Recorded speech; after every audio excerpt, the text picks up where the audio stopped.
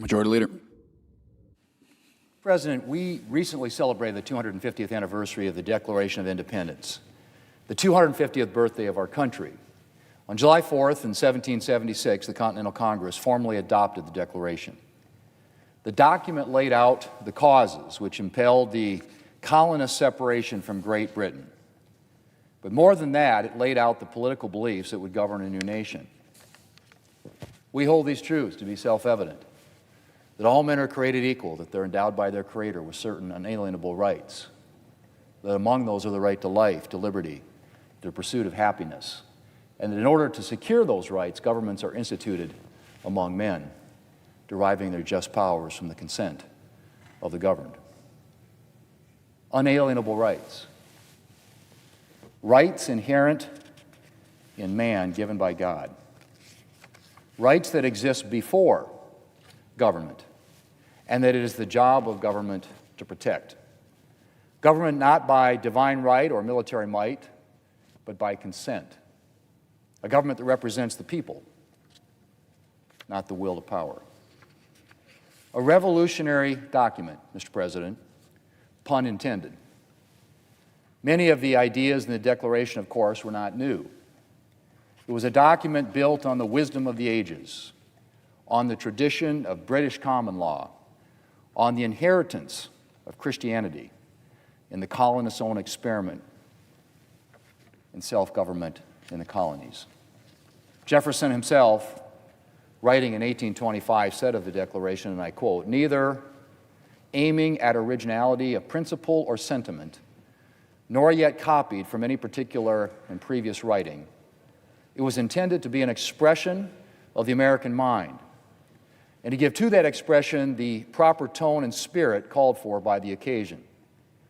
All its authority rests then on the harmonizing sentiments of the day, whether expressed in conversation, in letters, in printed essays, or in the elementary books of public right, as Aristotle, Cicero, Locke, Sidney, etc., end quote." While many of the ideas in the Declaration were not new, the document was nevertheless, as I said, revolutionary, because the Declaration marked an event essentially unique in human history. There had been philosophical treatises on laying out principles of government, but this was not a philosophical treatise. It was the founding of a government, of a new nation, based on philosophical principles. A nation inaugurated not by conquest, but on a set of ideas. And what ideas, Mr. President? All men are created equal. Where before in the history of governments do we find that? All men are created equal. No one is given special dignity by nature. No man has a divine right to rule over any other. No, all men are created equal. Created equal and endowed by their Creator with unalienable rights, rights that cannot be taken away. Rights that are not the gift of government, but of nature and of nature's God. Rights that government must defer to and defend. Mr. President, as everyone knows, the United States is currently hosting the World Cup. And the media's been filled with stories on how much visitors to this country are enjoying the United States. They're encountering, I should say, the American character. Generous, optimistic, big-hearted, friendly. And they are embracing it. And it occurs to me, Mr. President, that American character almost unquestionably has a lot to do with our founding principles. When you believe that all men are created equal, when you believe that they have God-given rights and dignity, well, that has consequences.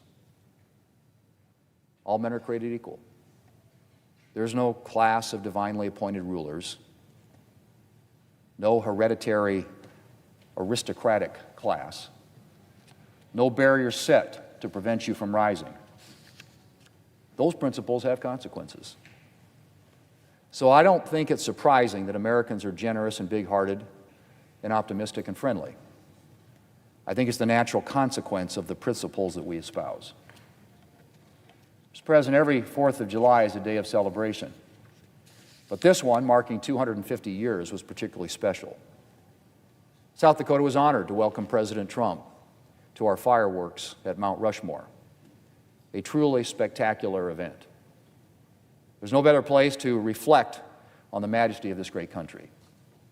It's fitting, too, though, that along with the celebrations, along with the fireworks and the parades and the hot dogs and the hamburgers, that July 4th be a day of thanksgiving for the Declaration of Independence and the nation it founded, for the blessing of liberty, and for all those who have pledged their lives to its defense from the founding of our country to the present day. Mr. President, Ralph Waldo Emerson, in his Concord hymn, referred to the opening shot of the battles of Lexington and Concord as, and I quote, "the shot heard round the world," end quote. And Mr. President, if I may borrow his phrase, I think it's fair to say that the Declaration was the statement heard around the world. It is still heard around the world to this day. And I pray it will be heard until the end of time. May God bless our beloved country and keep us faithful to the principles for which we stand. Mr. President, I yield the floor, and I suggest the absence of a quorum. Clerk will call the roll. Ms. Alsobrooks.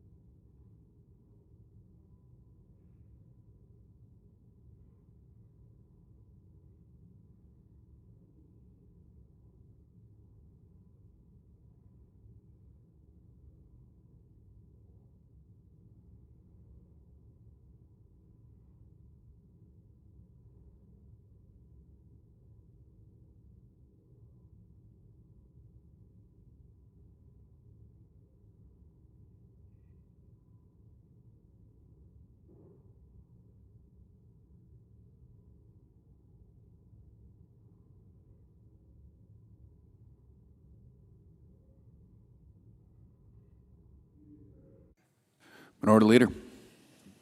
I ask unanimous consent the quorum be dispensed with. Without objection. Mr. President, Donald Trump's election speech tonight is not about the election Trump lost 6 years ago. It is a threat against the election he is afraid to lose this November. Trump may control the microphone tonight, but he will not control the verdict in November. The voters will have the last word, and Senate Democrats will rebut Trump's lies every day. We will fight like hell to make sure Trump can't silence voters. Trump's primetime speech tonight isn't simply about relitigating his overwhelming defeat in the 2020 election. It's about undermining the 2026 election before a single vote has been cast. Trump won't expose anything of substance about 2020. He'll just echo the same stale, baseless, pathetic lies he's repeated for 6 years. Donald, you've been trying this shtick for 6 years. Only your little coterie of sycophants still believes these lies, no one else. You can say tonight, Trump, you can say it tonight. You can say it tomorrow. You can say it every night till election. No one believes you. The election was not stolen. Trump keeps chasing his tail, going round and round and round in circles. So many times he's left a rut in the ground. Every time he tells a lie, he digs himself deeper into the hole. Trump's fixation on these conspiracy theories reeks of desperation. Trump knows he can't defend Republicans' disastrous record, his disastrous record as well. So he's trying to discredit the voters who will judge it in November. Hey, Donald, the reason your numbers are so low is because you're obsessed with BS like this instead of what Americans actually care about. The American people are fed up with Donald Trump. Americans are fed up with the chaos in their streets, fed up with the corruption in their government, fed up with sky-high costs in every part of their lives because of this administration's policies.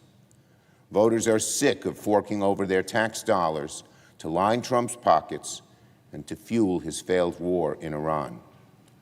Trump has given up on winning over hearts and minds. Now he's focused on rigging rules and purging voter rolls. Instead of changing course on their deeply unpopular agenda, Trump and the GOP have launched a coordinated, multi-front campaign to subvert the 2026 elections. But don't worry, America, it will fail. Trump has called for Republicans to, quote, take over voting in 15 states in the country. That's what he said. Trump said, quote, we want to take over. We should take over voting. Republicans ought to nationalize the voting. It's in his own words. Trump has issued unlawful executive orders to try and kill vote by mail. The administration is packed to the rafters with election deniers, including key election oversight positions. MAGA loyalists like Todd Blanche and Kash Patel have used DOJ and FBI to foment election officials, to torment election officials, and foment lies with politically motivated investigations designed to sow doubts and instill fear. Trump's Republican allies in Congress keep pushing the SAVE Act, the most devious voter suppression legislation Trump has ever dreamed up. Donald, when it comes to the SAVE Act, the courts have rejected it, Congress has rejected it, even members of your own party have rejected it. Give it up. The SAVE Act isn't going anywhere. There's no way we're letting this administration feed Americans' personal data into an algorithm Donald Trump, Elon Musk, and Russell Vought created and let it pick who gets to vote. Donald Trump made life harder and more expensive for the American people, and now he wants to make sure the American people can't hold him accountable at the ballot box. That's what Trump's speech is about tonight. But in America, Voters choose their leaders. Leaders do not choose their voters. And Senate Democrats are going to fight like hell to make sure our elections belong to the voters, not to Donald Trump. The country does not belong to Donald Trump. The ballot does not belong to Donald Trump. The verdict does not belong to Donald Trump. It belongs to the American people, and this vote November, they will deliver it. Now on Republican inaction on ICE. 2 more people have been gunned down in the street by Trump's ICE agents. And all Republicans have done is shrug their shoulders and point fingers. Senate Republicans know full well they were the ones who abandoned common sense reforms to rein in ICE on multiple occasions. Yesterday, Senator Collins of Maine tried pinning the blame on Democrats, even though she voted against an amendment requiring ICE to wear body cameras just last month. Absolutely shameless. Absolutely shameless. If Republicans had accepted our proposal for body cameras, warrant requirements, use of force standards, training, and other basic reforms used by every law enforcement agency across the country, these killings could have been prevented. Instead, Republicans jammed through a partisan bill that pumped tens of billions of dollars into Trump's rogue agencies without any restraints whatsoever. So it was Senate Republicans who chose not to make reforms to ICE, as Democrats tried to push them. Americans know exactly who to blame for unleashing the chaos on the streets. Where were Senate Republicans when Trump immediately reinstated the vehicle stops policy that led to these killings? Where were Senate Republicans when the administration said ICE agents had, quote, absolute immunity after the Minneapolis murders? Where were Senate Republicans when we gave them opportunity after opportunity after opportunity to reform ICE? There is blood on the streets, and the blame is on Senate Republicans. Yield the floor. Note the absence of a quorum. Clerk will call the roll. Ms. Alsobrooks.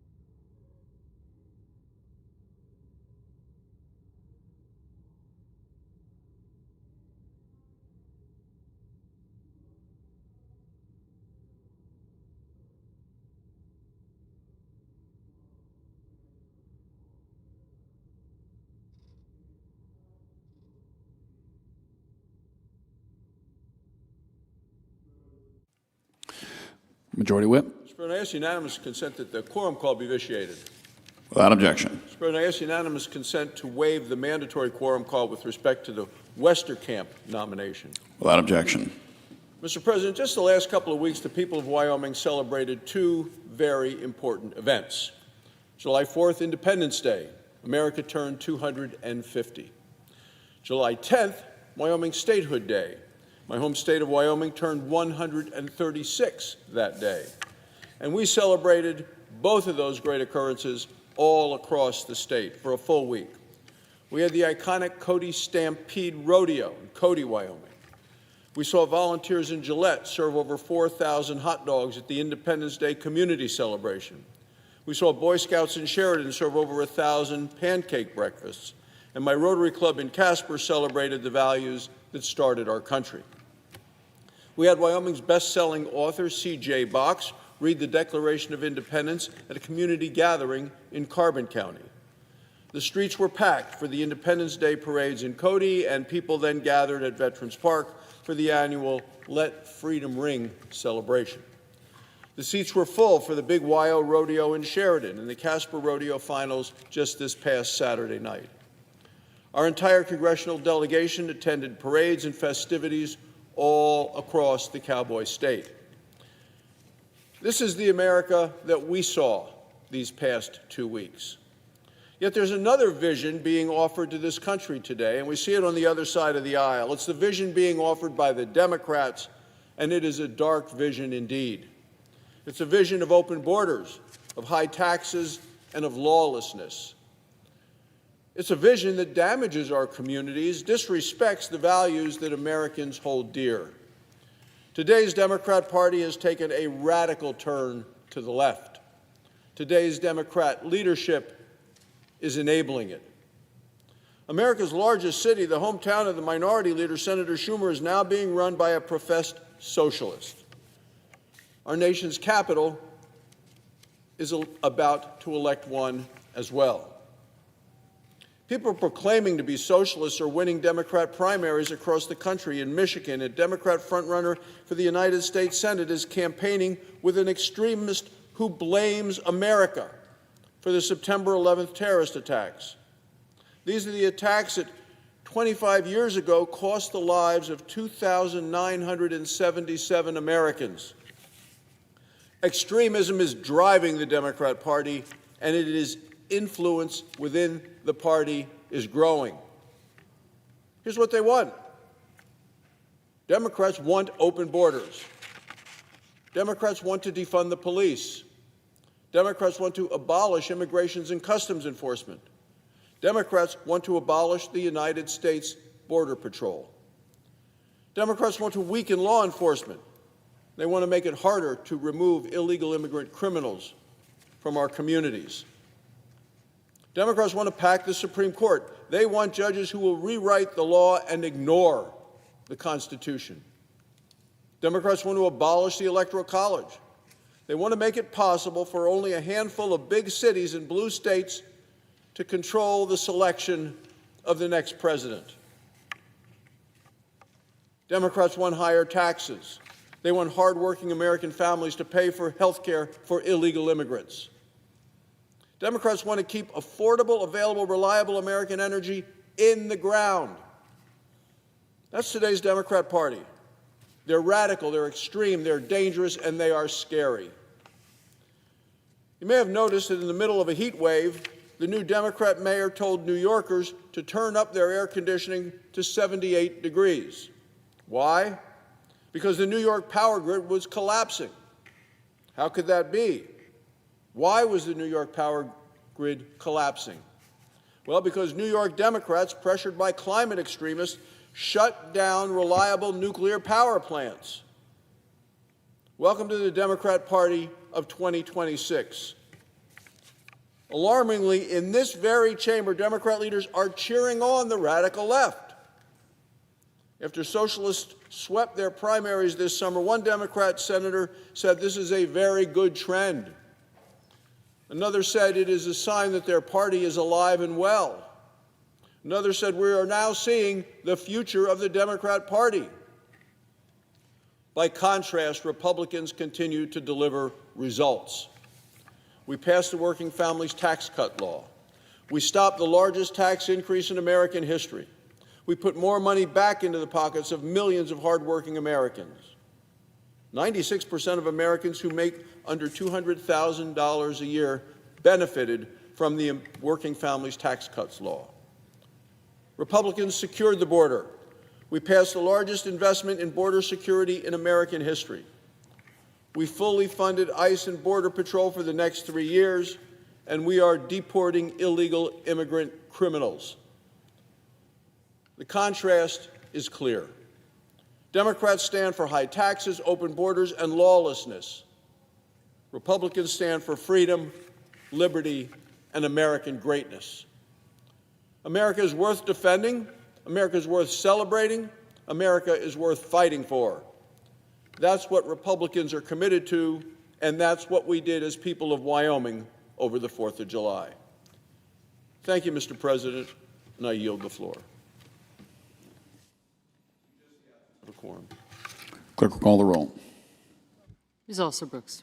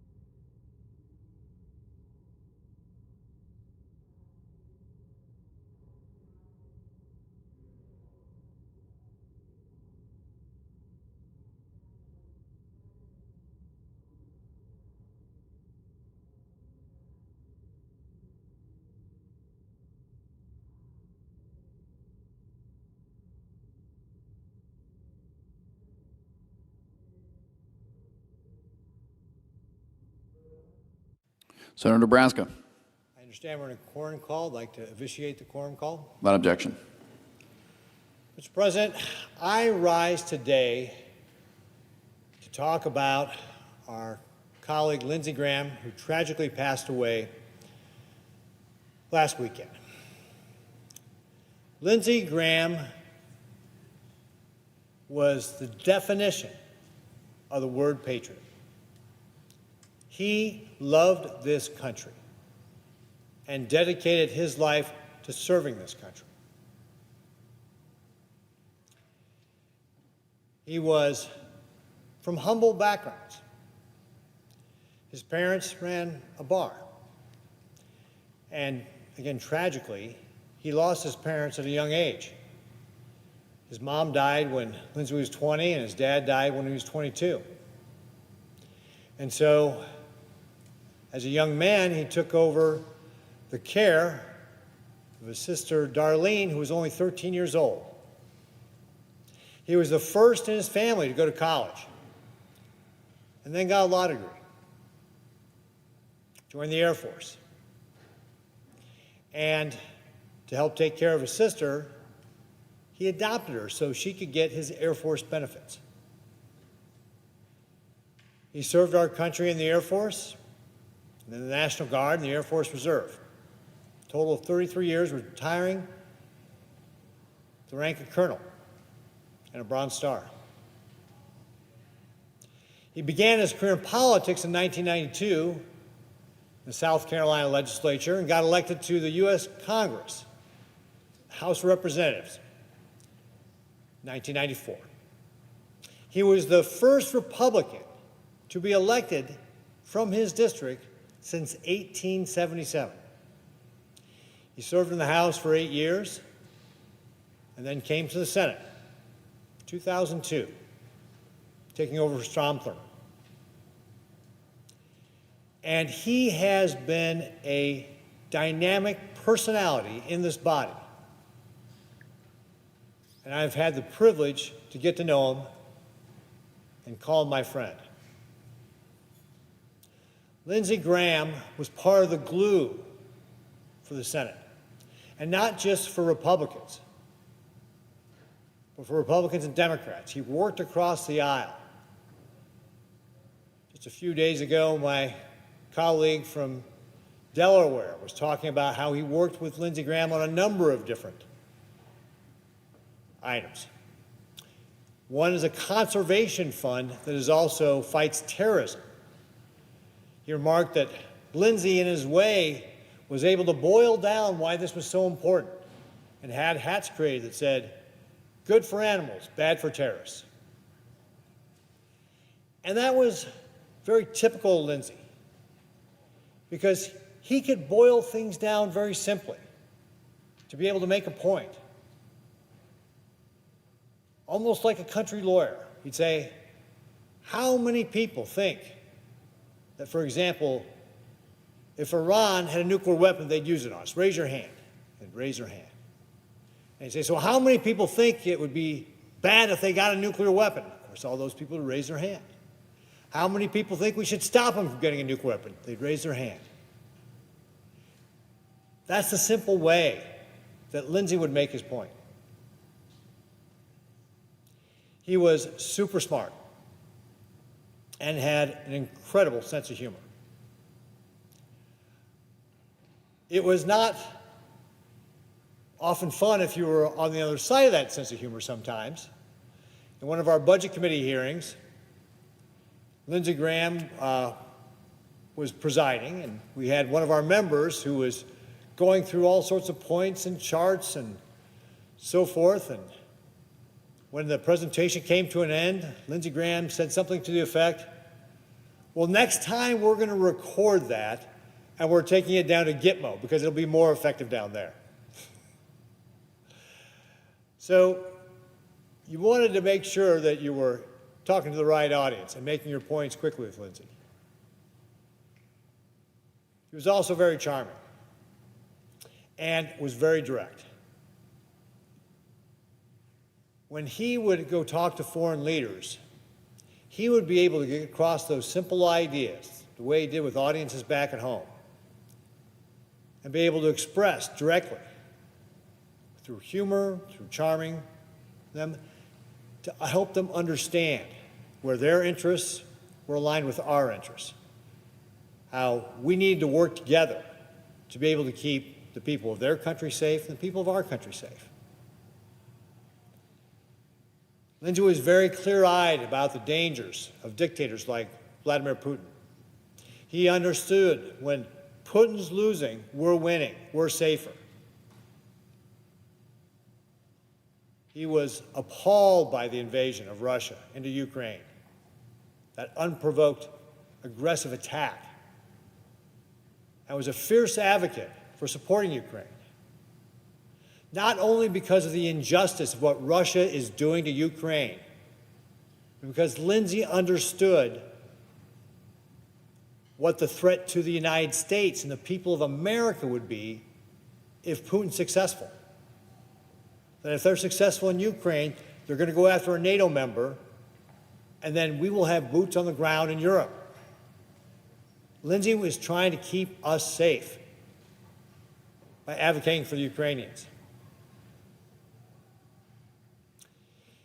When Lindsay would see an issue, he would hop on a plane and go fix it, whether it was overseas or to my home state of Nebraska. He came to Nebraska several times. I love the man. I had the privilege of spending time with him here over the last 3.5 years. He liked Coke Zero and Riesling wines.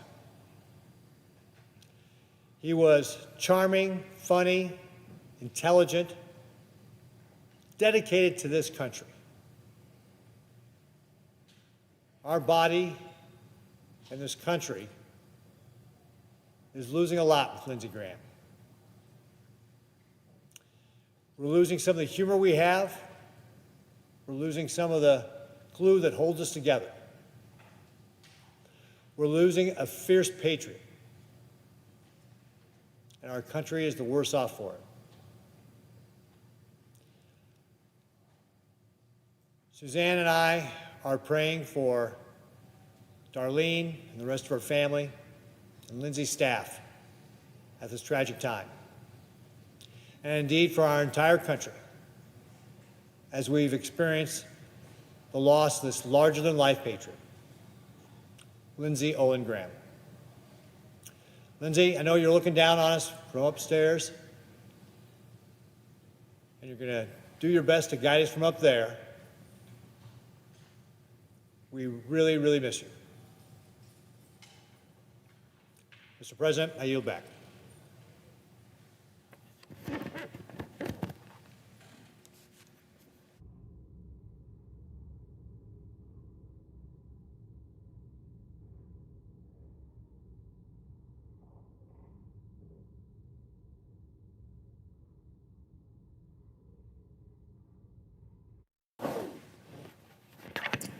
Mr. President, Senator Nebraska. I notice the absence of a quorum. Clerk will call the roll. Ms. Also Brooks.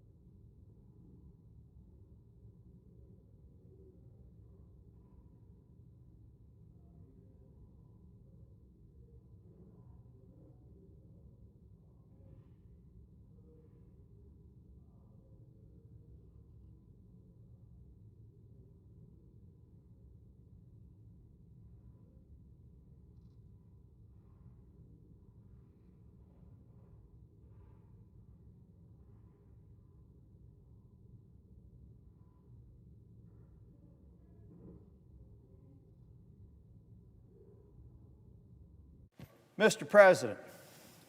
Senator of North Carolina. Thank you, Mr. President. I ask unanimous consent that the quorum call be vitiated. Without objection. Thank you, Mr. President. I also ask unanimous consent to use a prop during my remarks. Without objection. Thank you, Mr. President. It's actually fitting. I just had somebody in the cloakroom tell me the last person that came to the floor and used a chart to draw on was none other than Lindsey Graham. So I'll dedicate these comments to Lindsey. Mr. President, when I was elected in North Carolina and ran the campaign to get us to a majority and become Speaker, one of the promises that I made to the people of North Carolina is that we would pass voter ID bill. We'd be smart about it. We'd get it cleared through the Obama Justice Department. We would implement it in a methodical fashion so that we could further increase the already acceptable levels of election integrity in North Carolina. It took a couple of years. It actually took a couple of lawsuits before we got it done. But we got it done. So for anybody to accuse me of saying that I don't like voter ID, you ought to check your facts and take a look at the signature on the law that was ratified by then Speaker Tom Tillis in the state of North Carolina. Why do I tell you that? To at least put forth my bona fides with respect to implementing complex legislation. I have been trying to explain for nearly a year that the SAVE Act, whether it's the SAVE Act, the Save America Act, the new SAVE legislation that's being proposed in the House, SAVE goes to Hollywood, SAVE goes to Hawaii, whatever the sequels are, all of them are fundamentally flawed and impossible to implement by this election. Now let me explain why. In addition to actually having experience with legislating, ratifying, and implementing voter ID law in North Carolina, I also happen to be a partner at PricewaterhouseCoopers, and IBM Global Business Services. My entire career has been founded on implementation. When you look at implementation, you look at the complexity of what it takes to get anything done, even the most simple thing. The reason why businesses pay firms like Pricewaterhouse to do what we do is because details matter, planning matters, execution matters. Now let's talk about the SAVE Act, or the Save America Act, or whatever the heck they're calling the next thing that they're talking about putting in the reconciliation bill. Mr. President, states fit into two categories when it comes to how they administer elections. There are 41 states, I'm going to have to do this differently, I'll have to write this. There are 41 states, Mr. President, that administer at the county level. And I'm doing this to better explain it to my friend, the senior senator from Utah. 41 states at the county level. What does that mean? Well, in North Carolina, it means that we have 100 counties, and we have the state. We have 101 election entities that would have to implement whatever we put into law in North Carolina. If you multiply that by the 41 states that do it the same way, we have almost 4,000. Let's narrow it because somebody said, oh, you overestimate. We have over 3,000. It's actually somewhere around 3,600.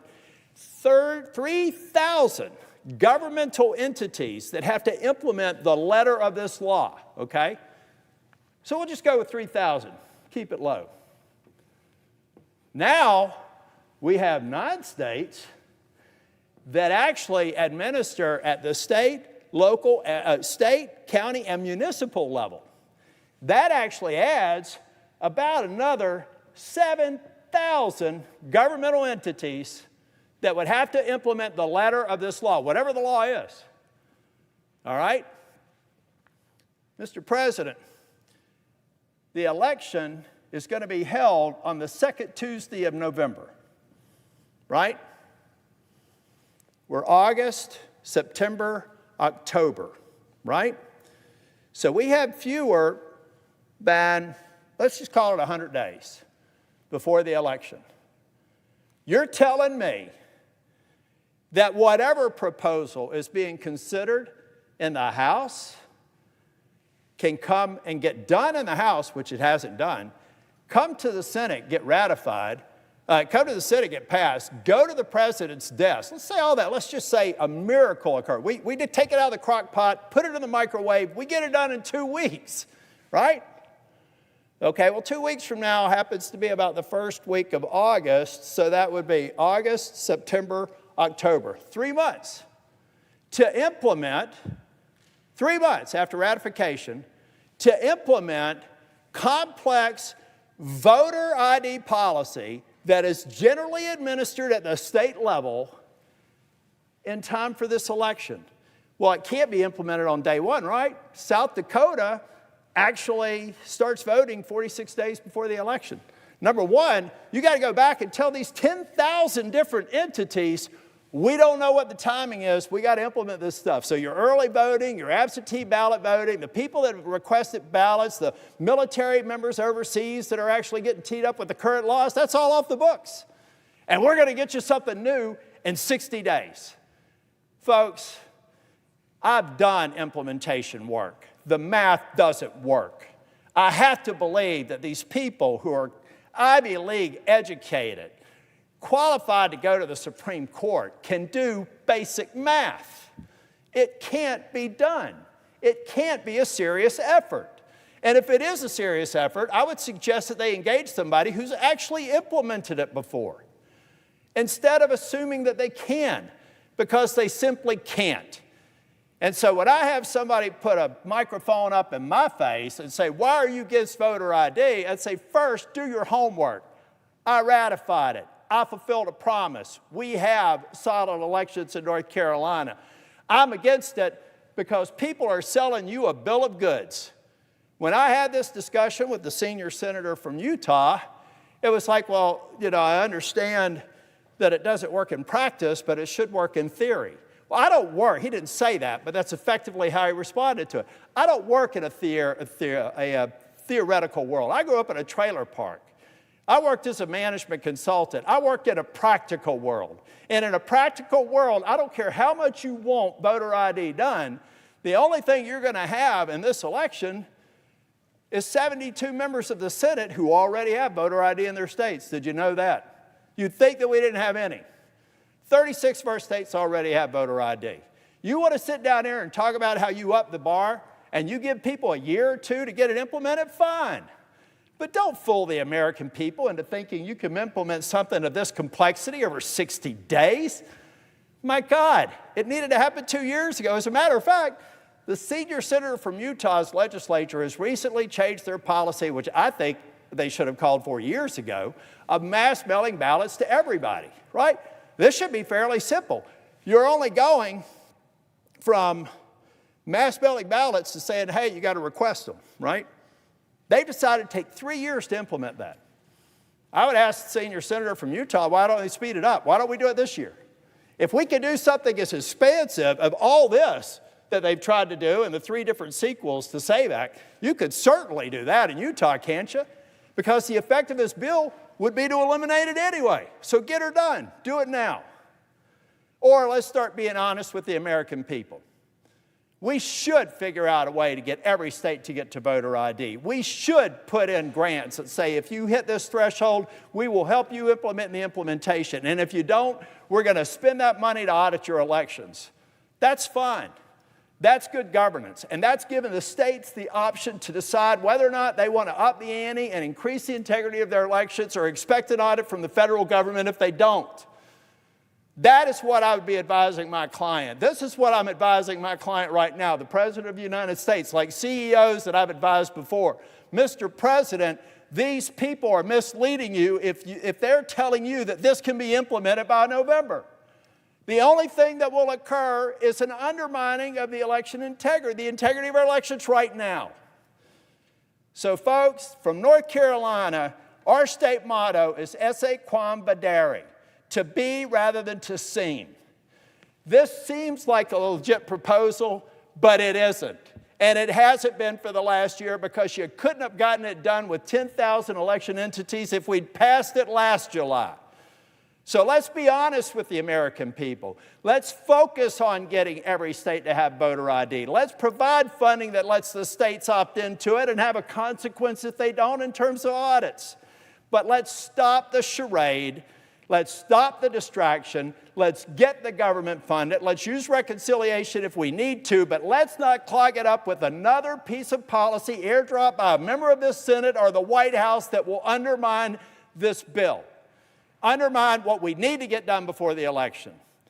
And so, Mr. President, the fact is, we're not going to have 10,000 people doing things radically by Election Day.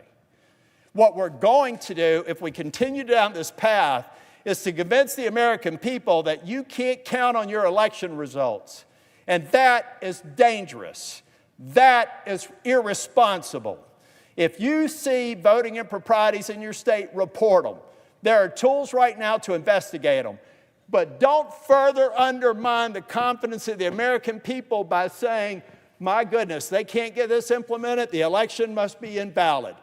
That is not America that I signed up, that is not an America that anybody should sign up for. We got to do it right, and we've got to do the work. So, Mr. President, if I see a reconciliation bill come from the House with another failed attempt to confuse this election, I will use every device I have available to slow down the wheels of government until people cop a clue and do the math. Thank you, Mr. President. Mr. President. Senator Louisiana. Thank you, Mr. President.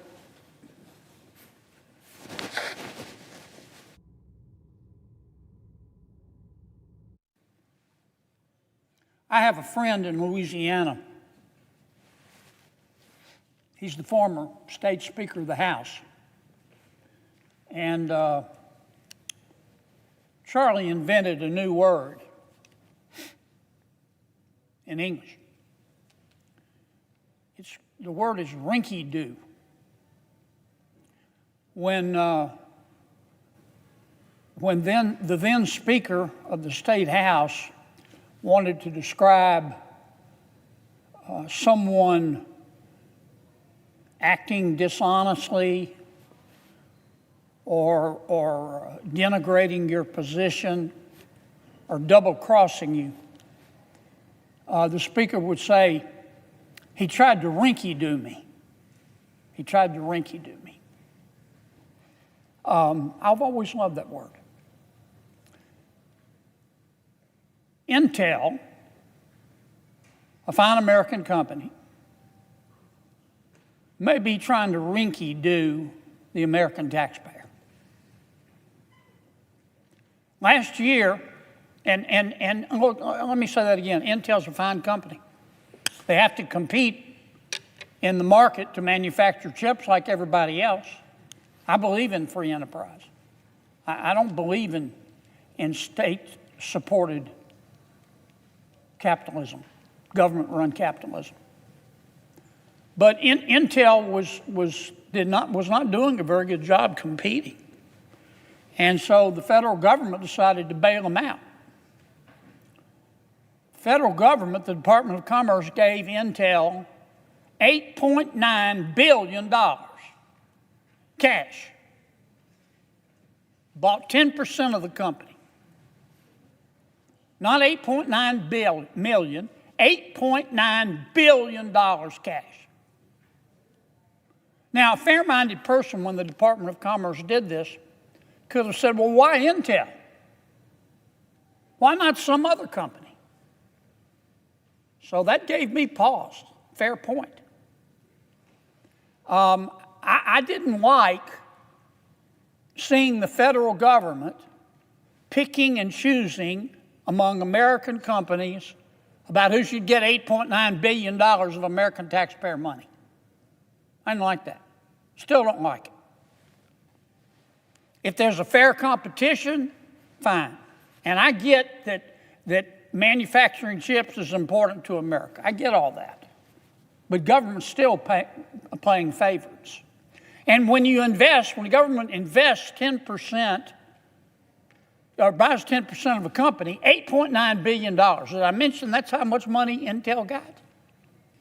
When the federal government takes a 10% equity position in a company, you can bet that the politicians, of which I include myself, are going to give a whole lot of advice to Intel or any other company that they buy the stock in. And sometimes that'll be sound business advice, but sometimes it'll just be raw gut politics.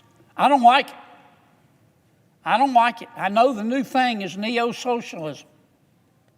You know, I've watched new members of Congress get elected who all of whom they all know the words to the Cuban national anthem, and they're all for socialism. I would ask them to take a look at the history of Cuba and the former USSR and China and Argentina and Venezuela, and I could continue going and showing me a country. They should try to show me a country where socialism has worked. They can't. But I digress. The reason I didn't like this idea of buying 10% of the stock of Intel was because it was in, as far as I was concerned, it was in the foothills of socialism. If a company needs help and we decide as a government that company is vital to America, God made these things called loans that are collateralized so that the company has to pay it back. But my wishes were not followed. The Department of Commerce gave Intel $8.9 billion cash in return for 10% of the company. Well, here's why I think Intel might have rinky-dooed us. Intel just announced they were taking $5 billion of that, and you know what they're doing with it? They're building a chip manufacturing plant in Ireland. In Ireland. I mean, I don't get it. And I know Intel's going to say, oh, well, it wasn't the $8.9 billion that the American taxpayer gave us that we took and helped the Irish economy. Money is fungible, folks. Money is fungible. And they can say all they want. Oh, it wasn't American taxpayer money. It came from a different pot of money.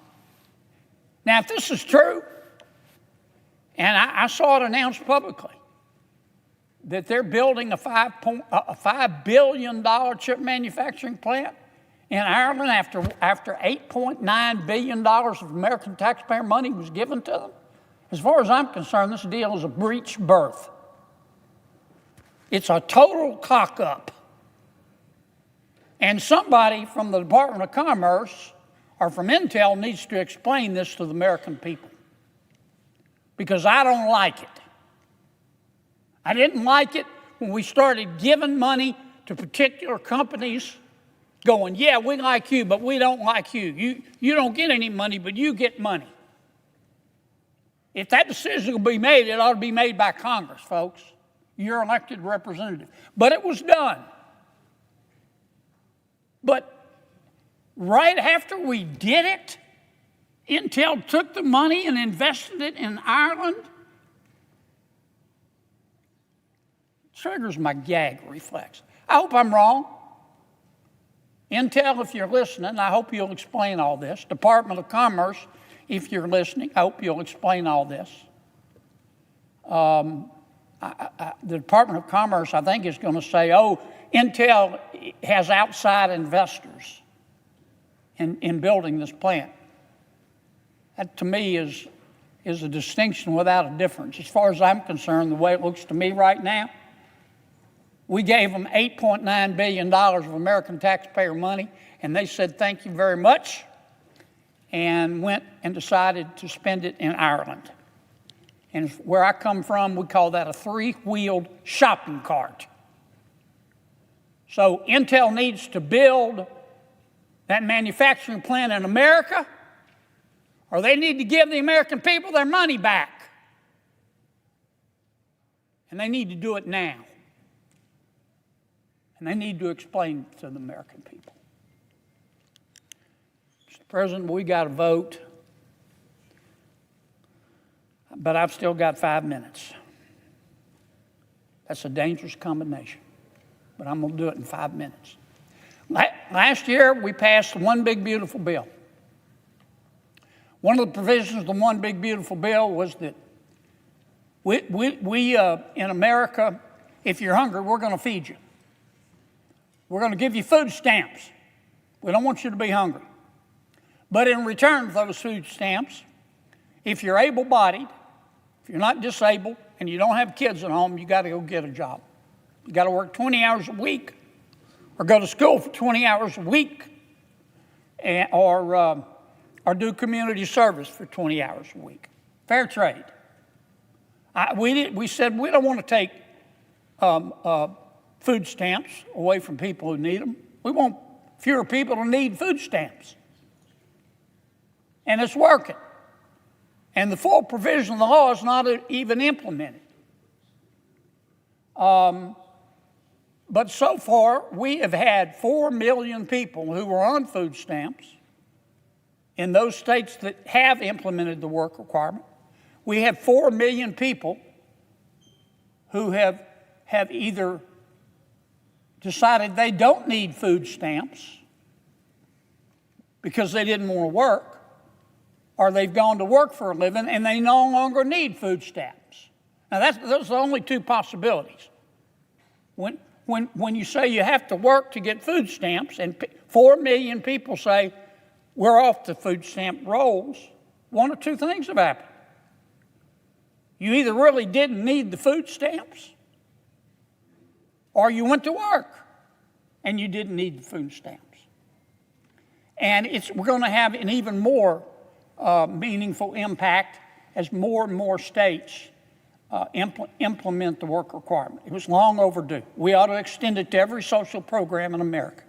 And I'm not talking about, and we weren't talking about taking food away from a mother with a sick child in her arms. This rule just applies to able-bodied people who aren't disabled, who aren't elderly, and who don't have kids at home.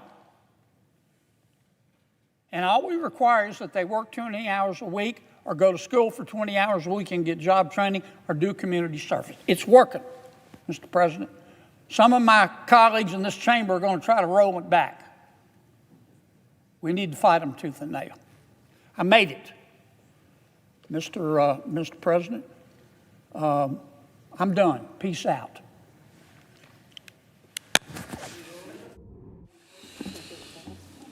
The clerk will report the motion to invoke cloture. Cloture motion. We, the undersigned senators, in accordance with the provisions of Rule 22 of the Standing Rules of the Senate, do hereby move to bring to a close debate on the nomination of Kara Westercamp of Virginia to be a judge of the United States Court of International Trade, signed by 17 senators. Under the previous order, the mandatory quorum call under Rule 22 has been waived. The question is it the sense of the Senate that debate on the nomination of Kara Westercamp of Virginia to be a judge of the United States Court of International Trade shall be brought to a close? The yeas and nays are mandatory under the rule. The clerk will call the roll. Ms. Alsobrooks, Mr. Armstrong, Ms. Baldwin, Mr. Banks, Mr. Barrasso.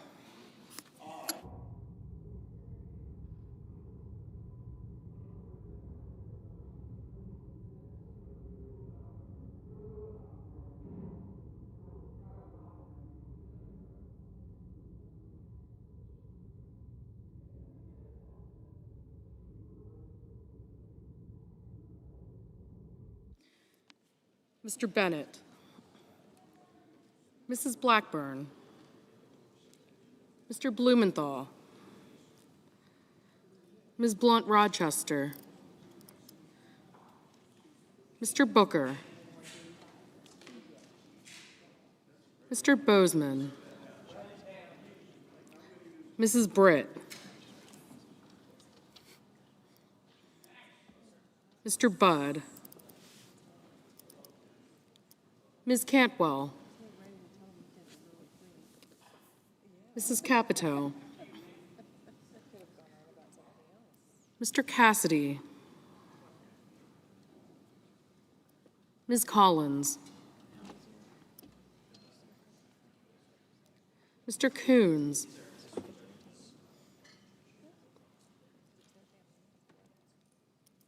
Mr. Cornyn.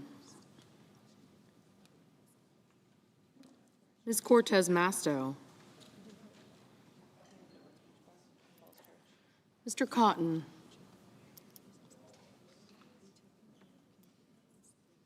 Mr. Kramer. Mr. Crapo.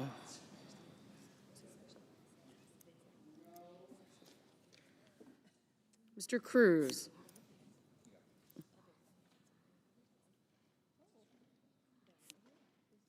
Mr. Curtis.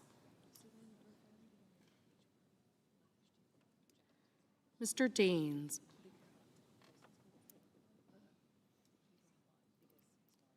Ms. Duckworth. Mr. Durbin. Ms. Ernst. Mr. Fetterman. Mrs. Fisher. Mr. Gallego. Mrs. Gillibrand. Ms. Graham. Mr. Grassley. Mr. Haggerty.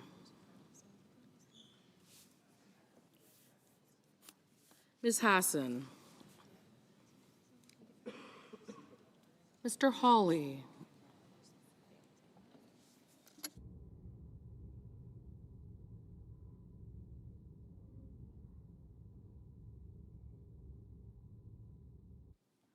Mr. Heinrich. Mr. Hickenlooper. Ms. Hirono. Mr. Hoven.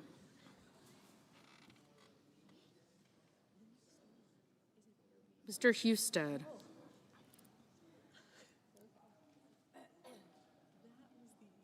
Mrs. Hyde-Smith. Mr. Johnson. Mr. Justice.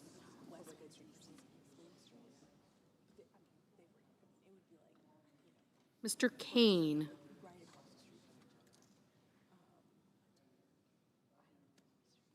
Mr. Kelly.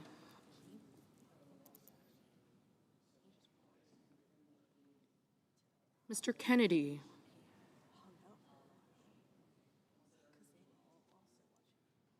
Mr. Kim.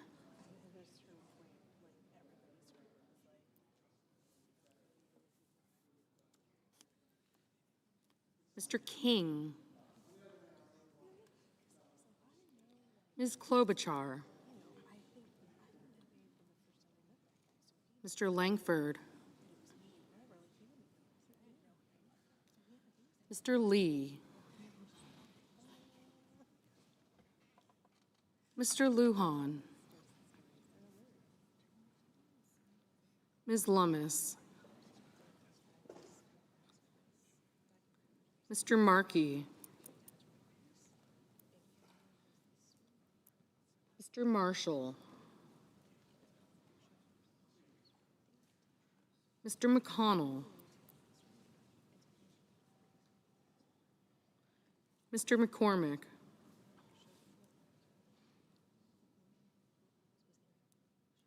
Mr. Merkley.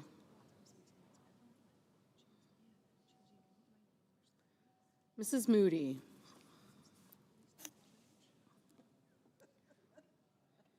Mr. Moran. Mr. Marino.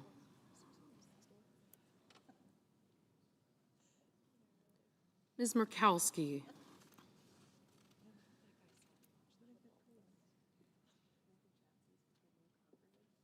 Mr. Murphy. Mrs. Murray.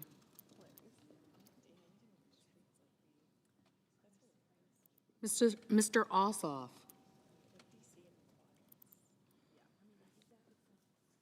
Mr. Padilla. Mr. Paul, Mr. Peters, Mr. Reed,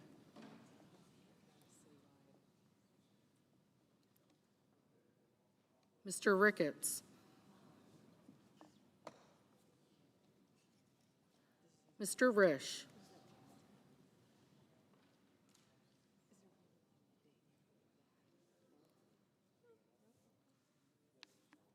Ms. Rosen,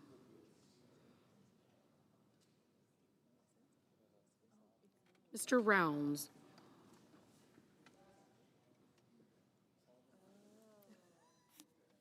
Mr. Sanders, Mr. Schatz, Mr. Schiff, Mr. Schmidt, Mr. Schumer, Mr. Scott of Florida, Mr. Scott of South Carolina, Mrs. Shaheen, Mr. Sheehy,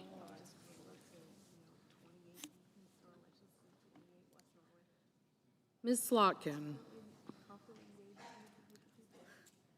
Ms. Smith, Mr. Sullivan, Mr. Thune, Mr. Tillis, Mr. Tuberville, Mr. Van Hollen, Mr. Warner, Mr. Warnock,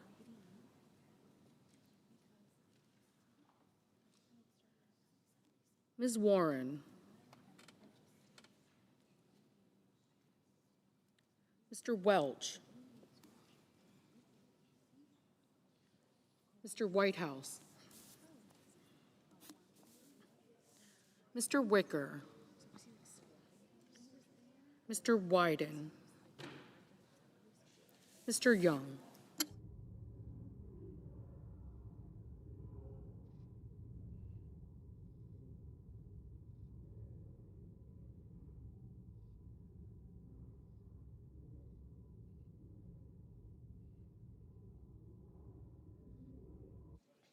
Senators voting in the affirmative: Barrasso, Cornyn, Ernst, Kennedy, Marino, Murkowski, Scott of Florida, Sheehy, Sullivan, and Wicker. Mr. Daines, aye. Senators voting in the negative: Duckworth, Schatz, Schiff, and Slotkin.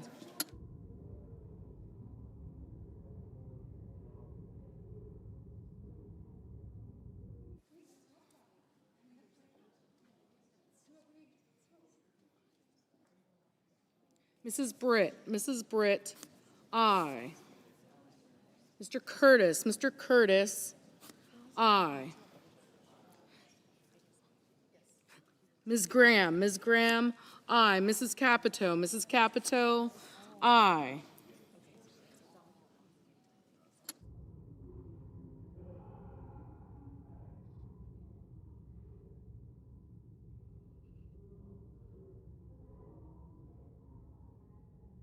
Mrs. Murray, no.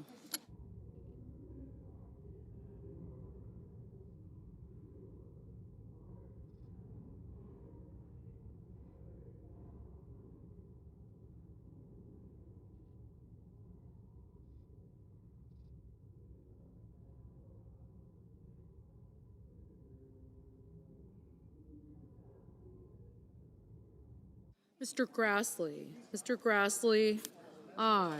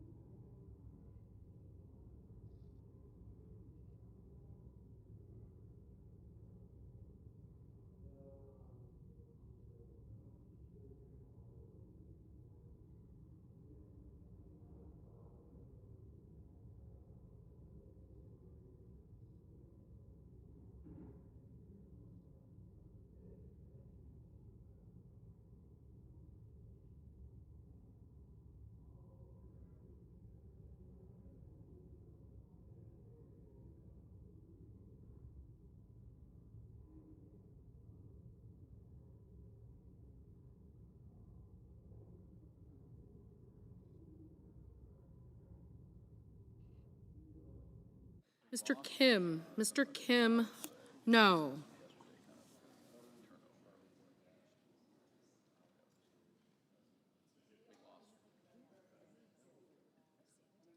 Ms. Rosen. Ms. Rosen, no.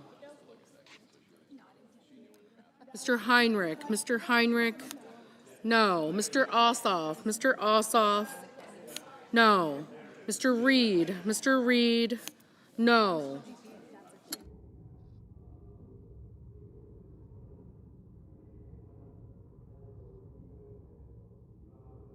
Mr. Marshall. Mr. Marshall, aye.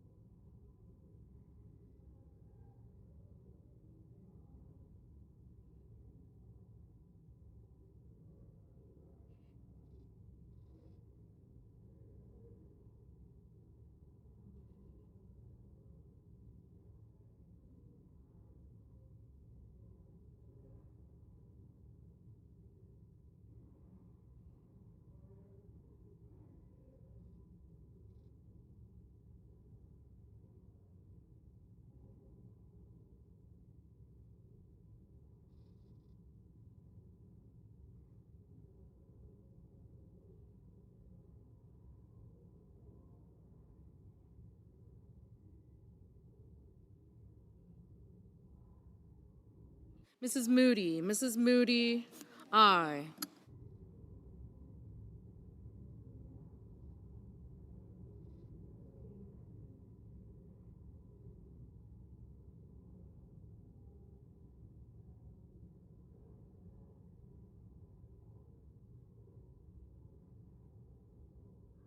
Mrs. Blackburn. Mrs. Blackburn, aye.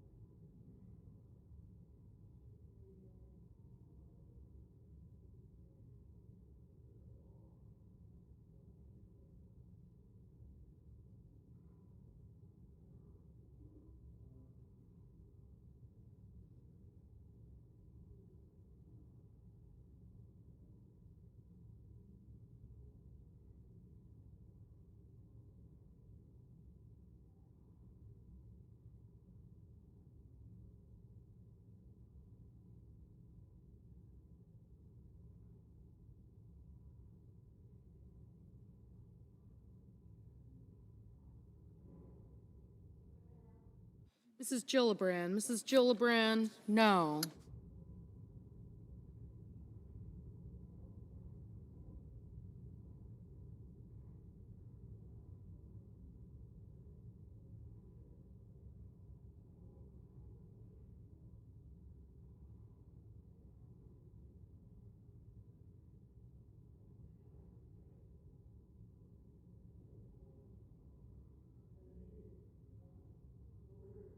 Mr. Budd. Mr. Budd, aye.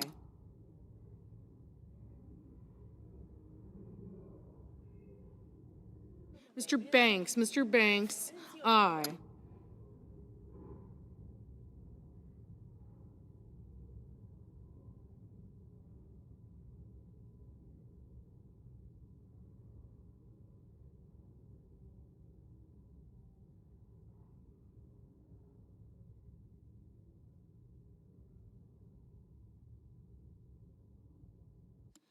Mr. Crapo. Mr. Crapo, aye.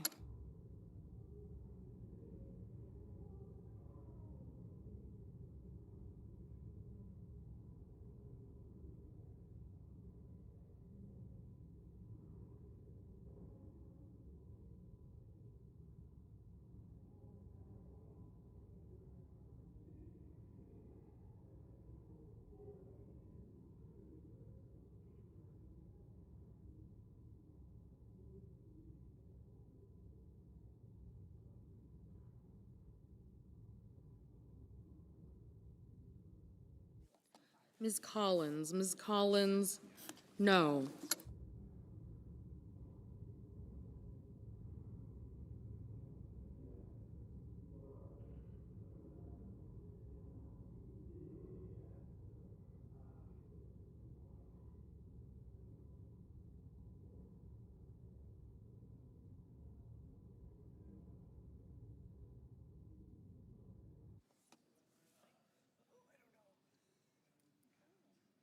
Ms. Hassan. Ms. Hassan, no. Mr. Langford. Mr. Langford, aye.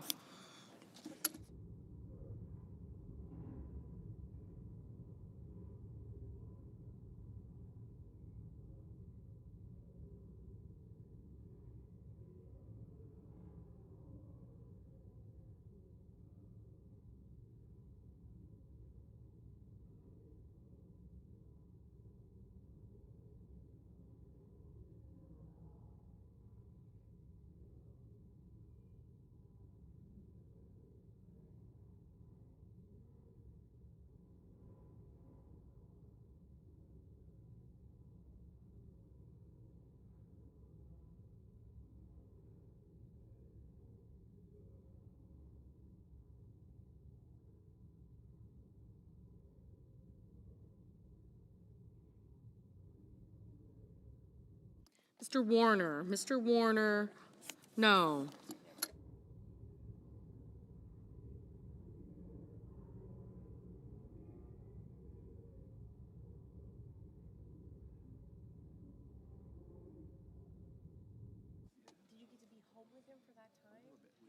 Mr. Paul. Mr. Paul, no.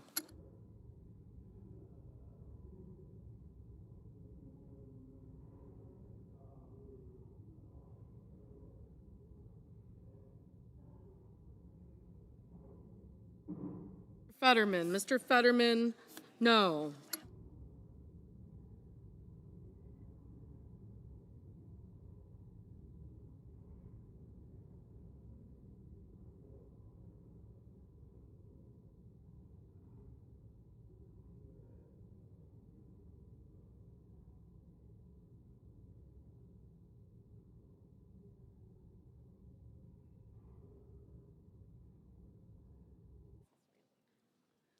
Mr. Bennett. Mr. Bennett, no.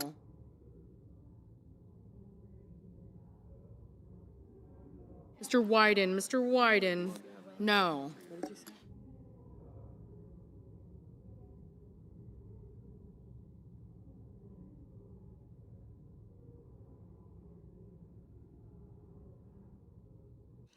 Mr. Padilla, no.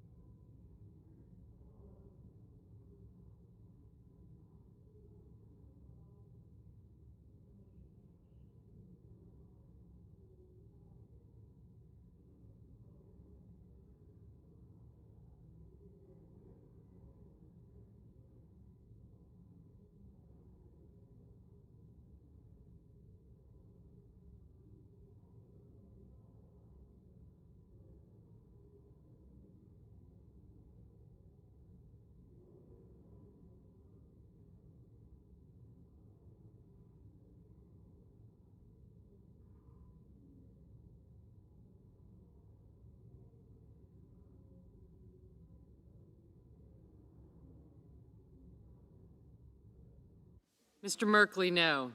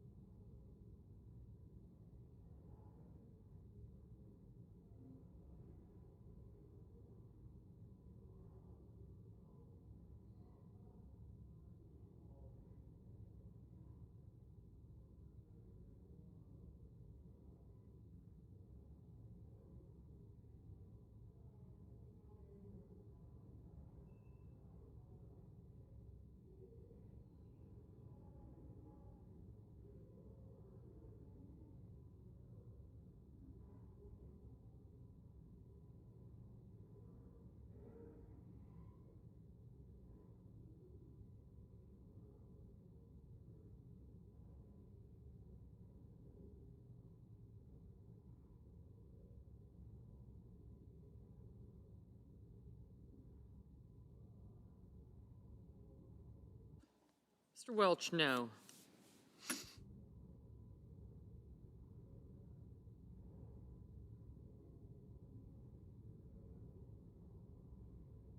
Mr. Markey, no.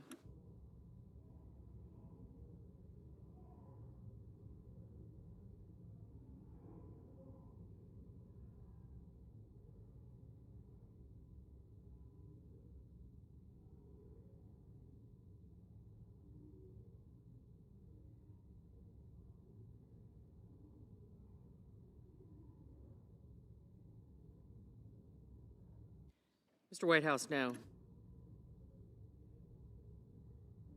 Mr. Kramer, aye.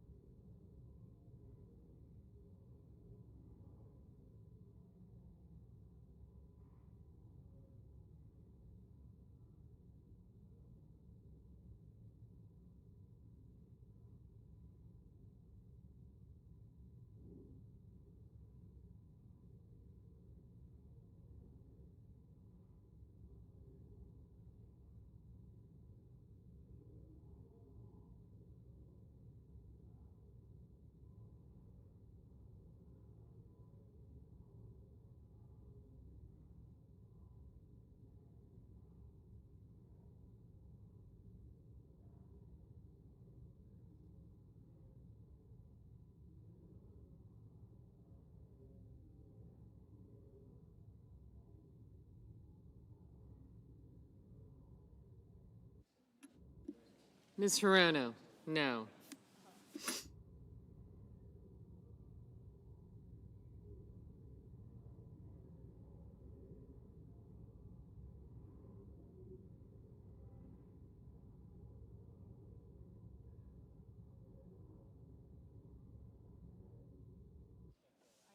Mr. Sanders, no. Mr. Schumer, no.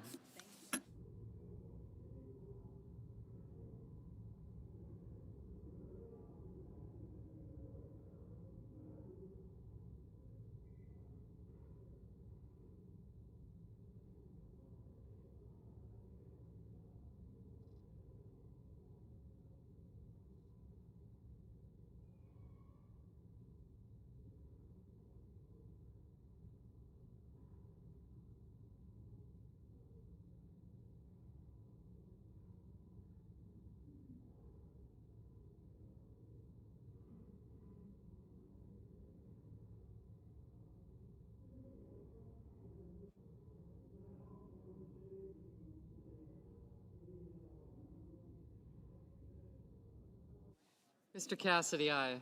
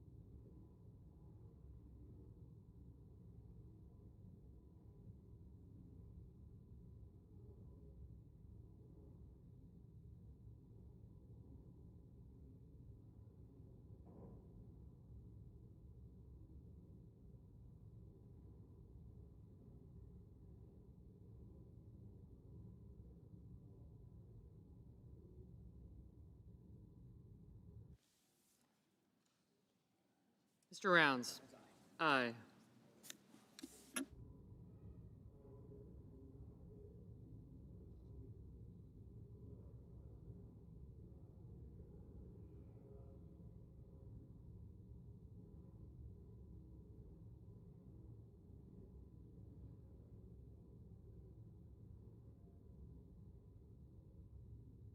Mr. Hickenlooper, no.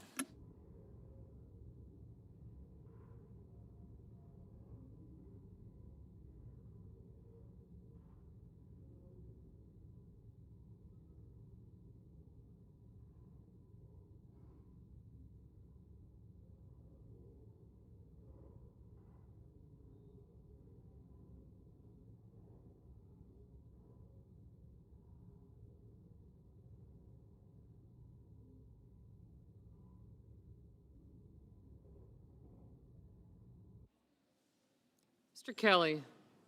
No.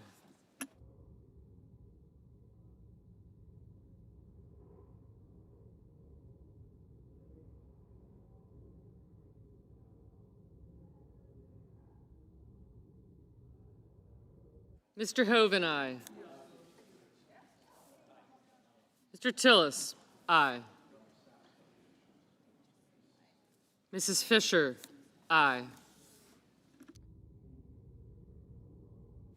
Mr. Lujan, no. Ms. Smith, no.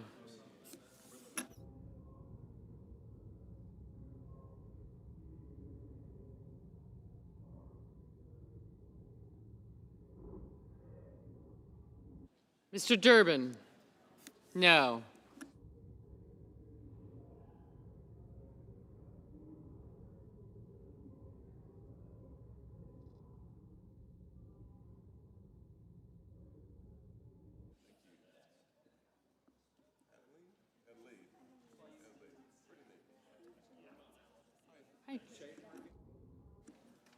Mr. Scott of South Carolina, aye.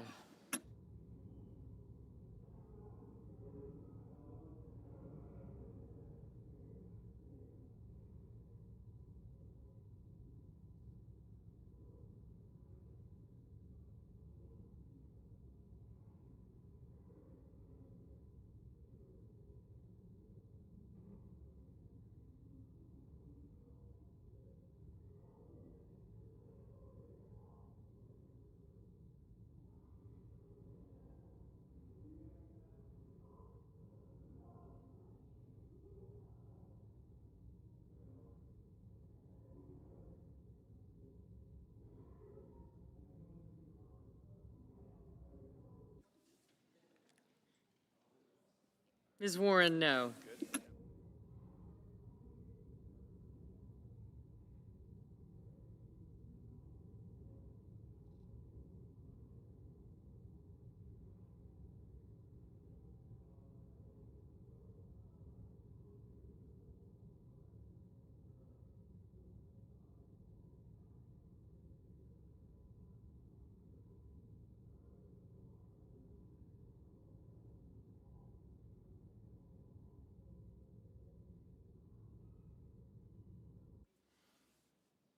Ms. Cantwell, no.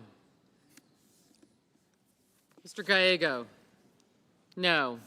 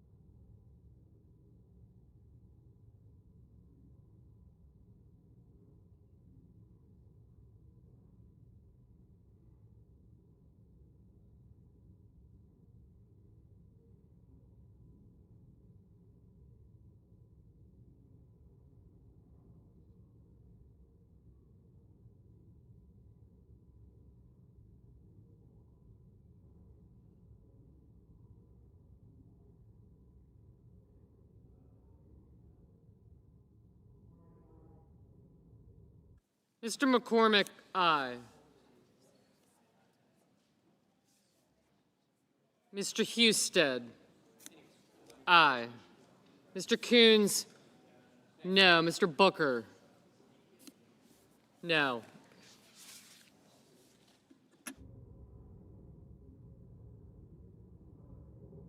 Mr. Moran, aye.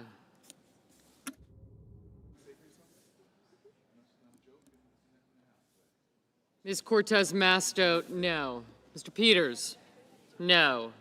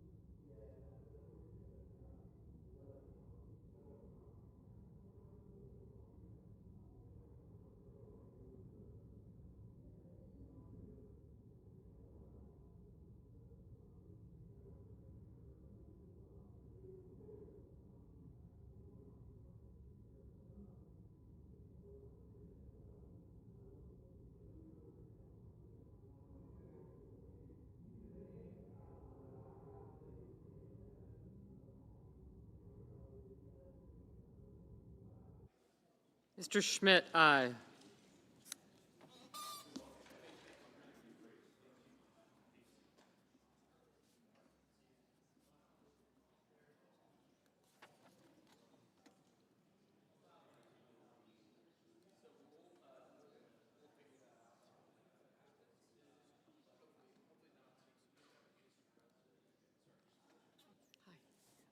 Ms. Blunt Rochester, no.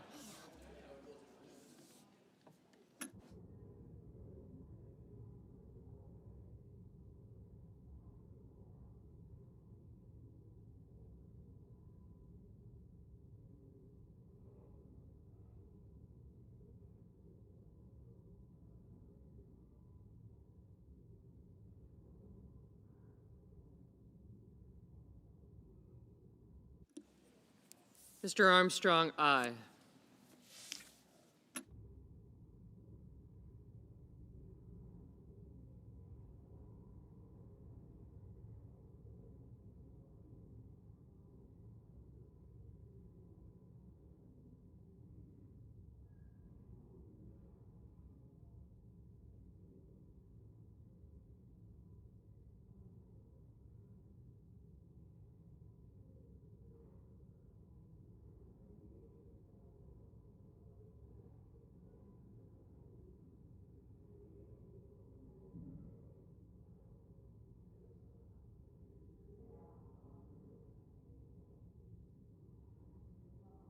Ms. Lummis, aye.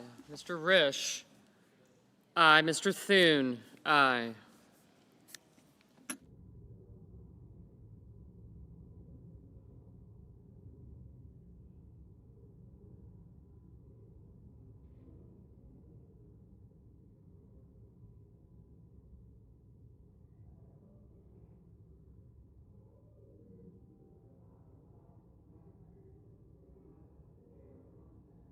Mr. Kane, no.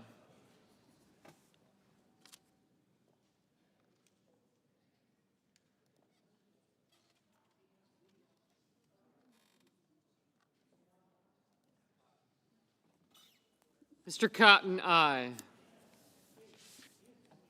Thank you.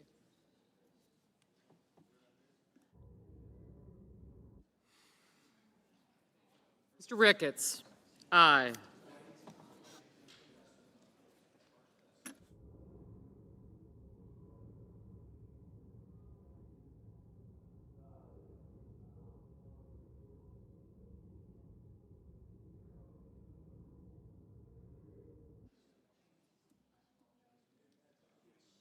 Mr. Bozeman, aye.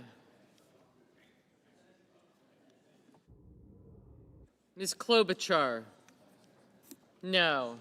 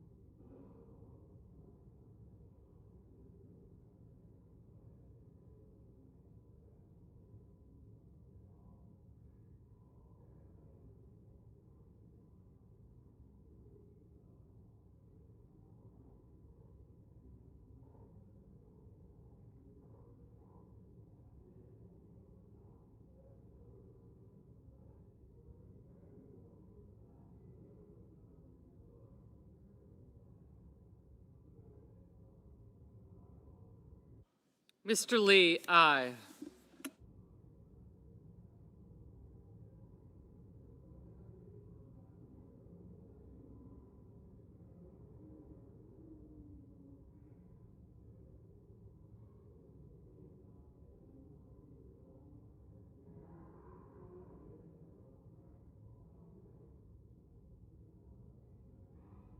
Mrs. Hyde-Smith, aye.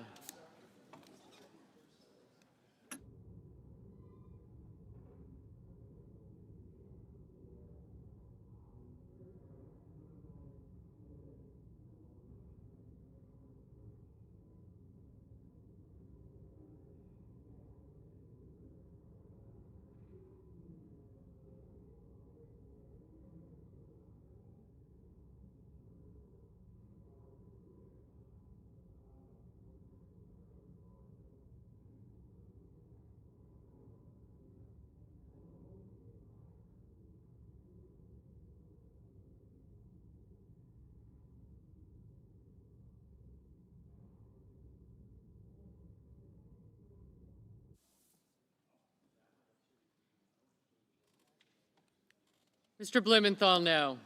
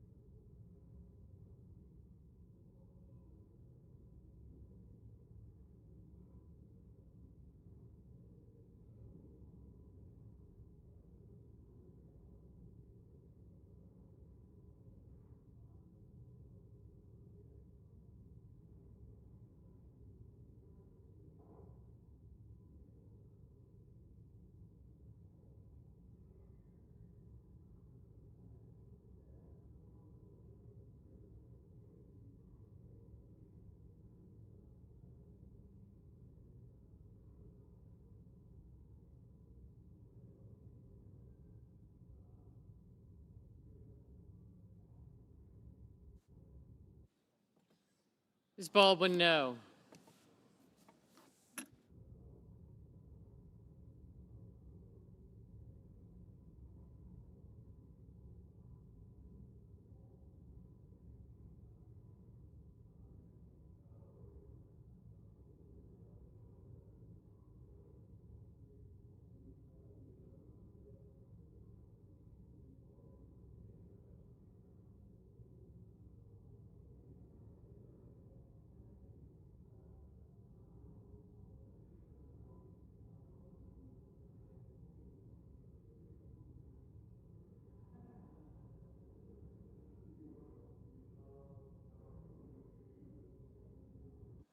Mr. King, no.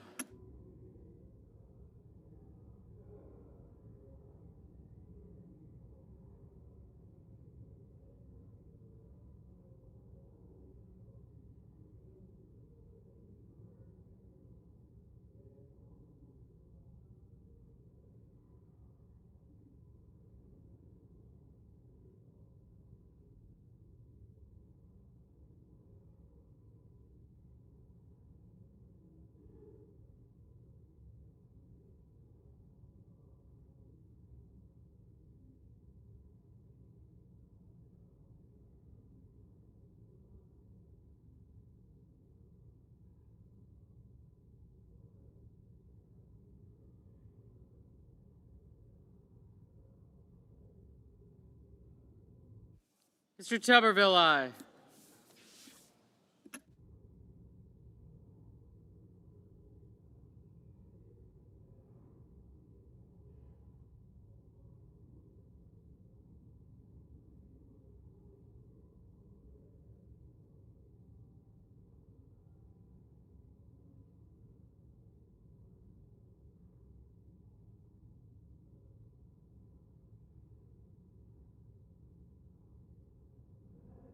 Mr. Hawley, aye.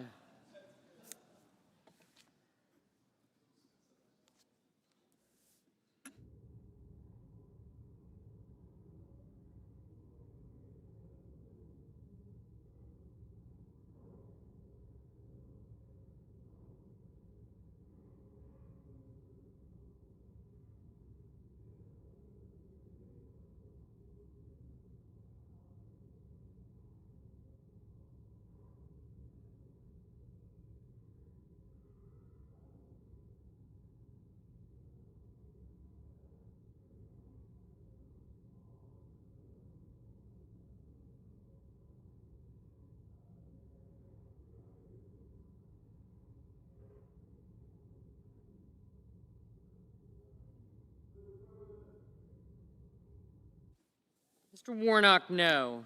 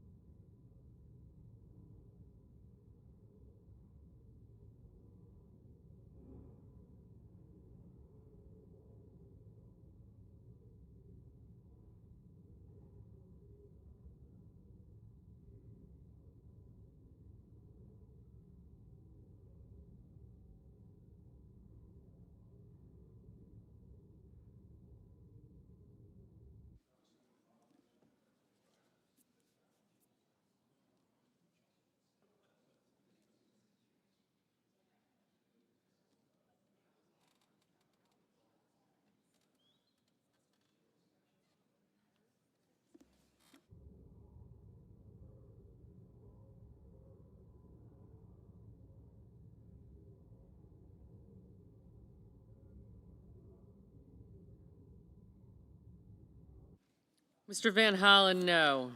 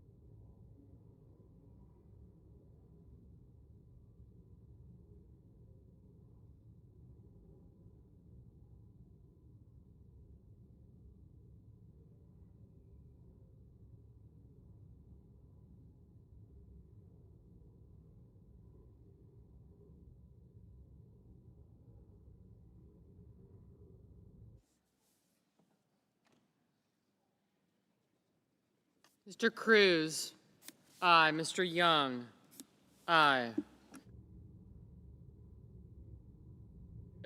Mr. Justice, aye.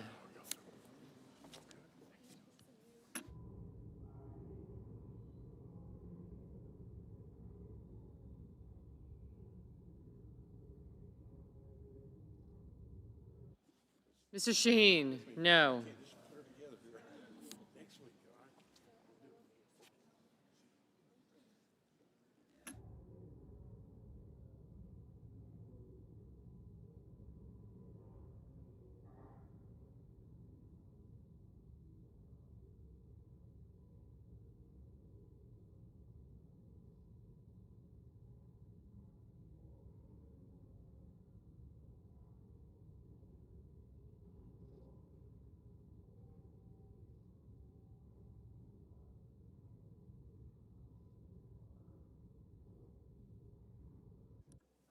Mr. Johnson, aye.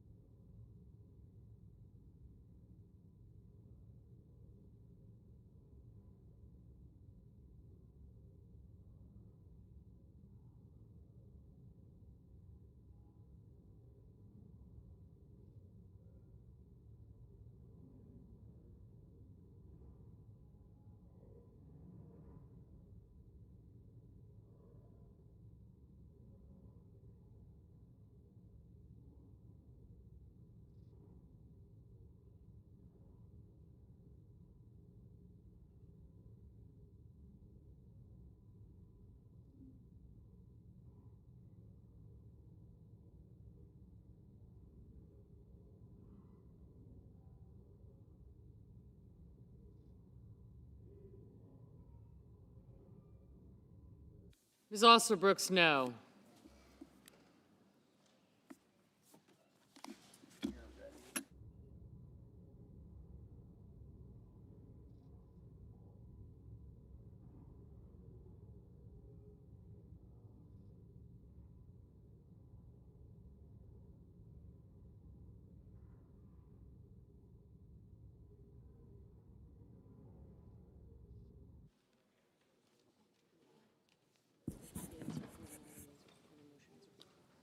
On this vote, the yeas are 49, the nays are 48, and the motion is agreed to. Under the previous order, the Senate will resume legislative session.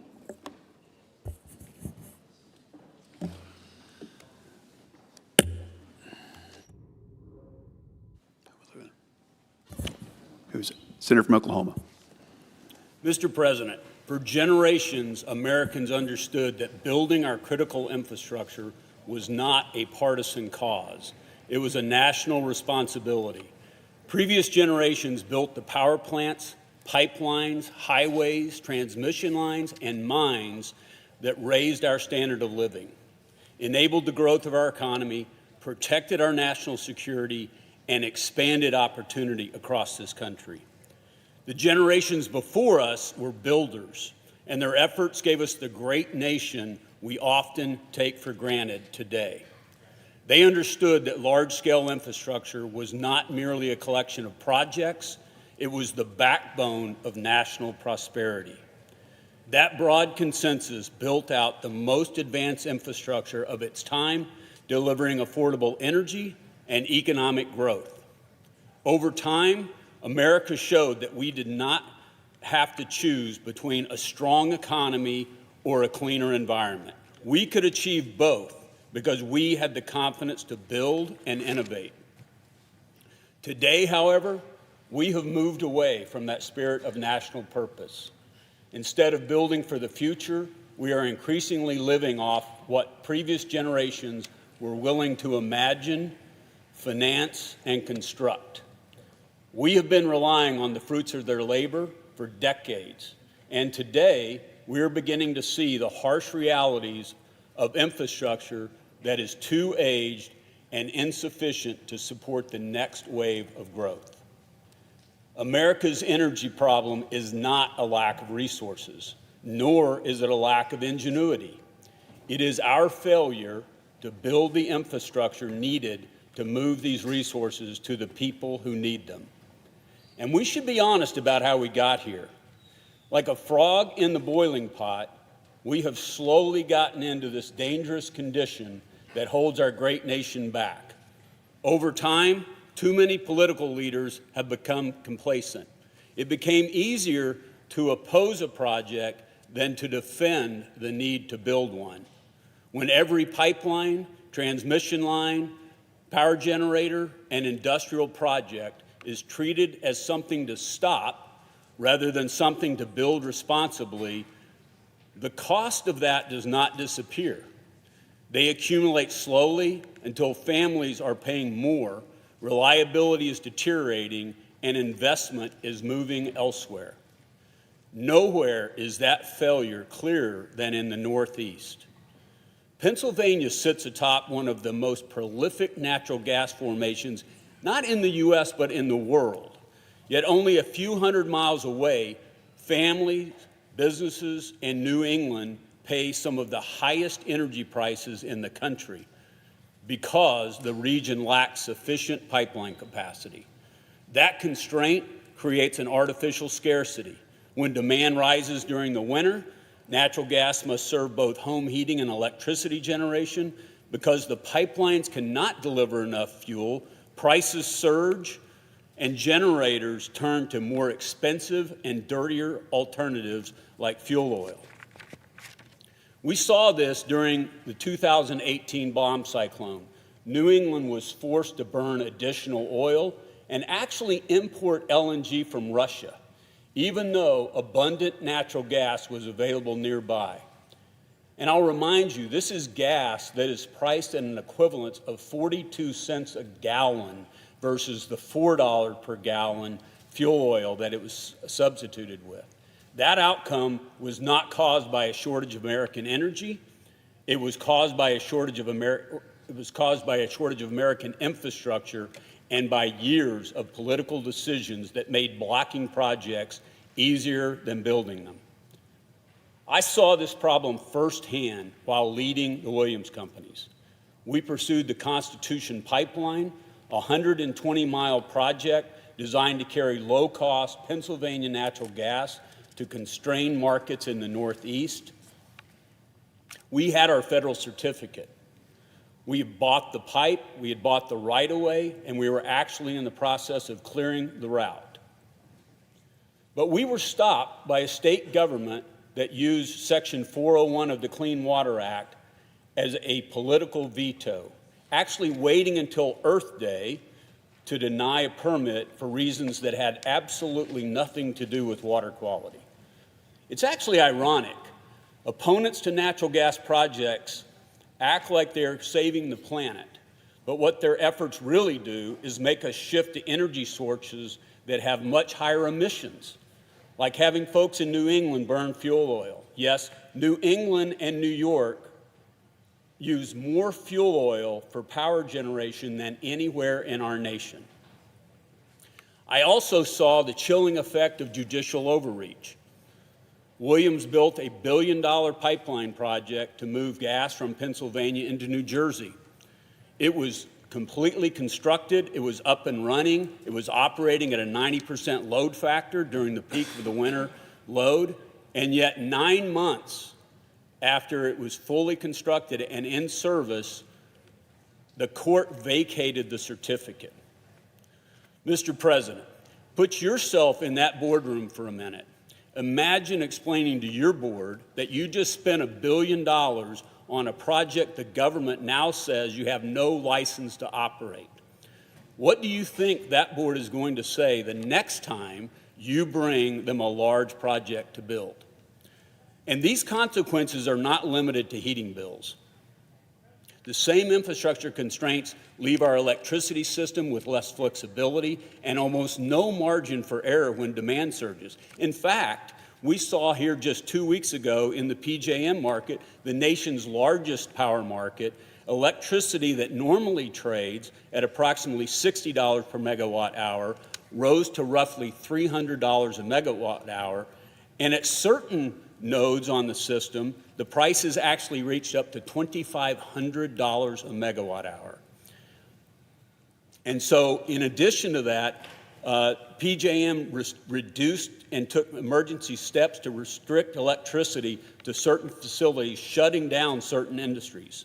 Those wholesale prices do not remain confined to an electricity market. They eventually appear in the utility bills paid by families and businesses.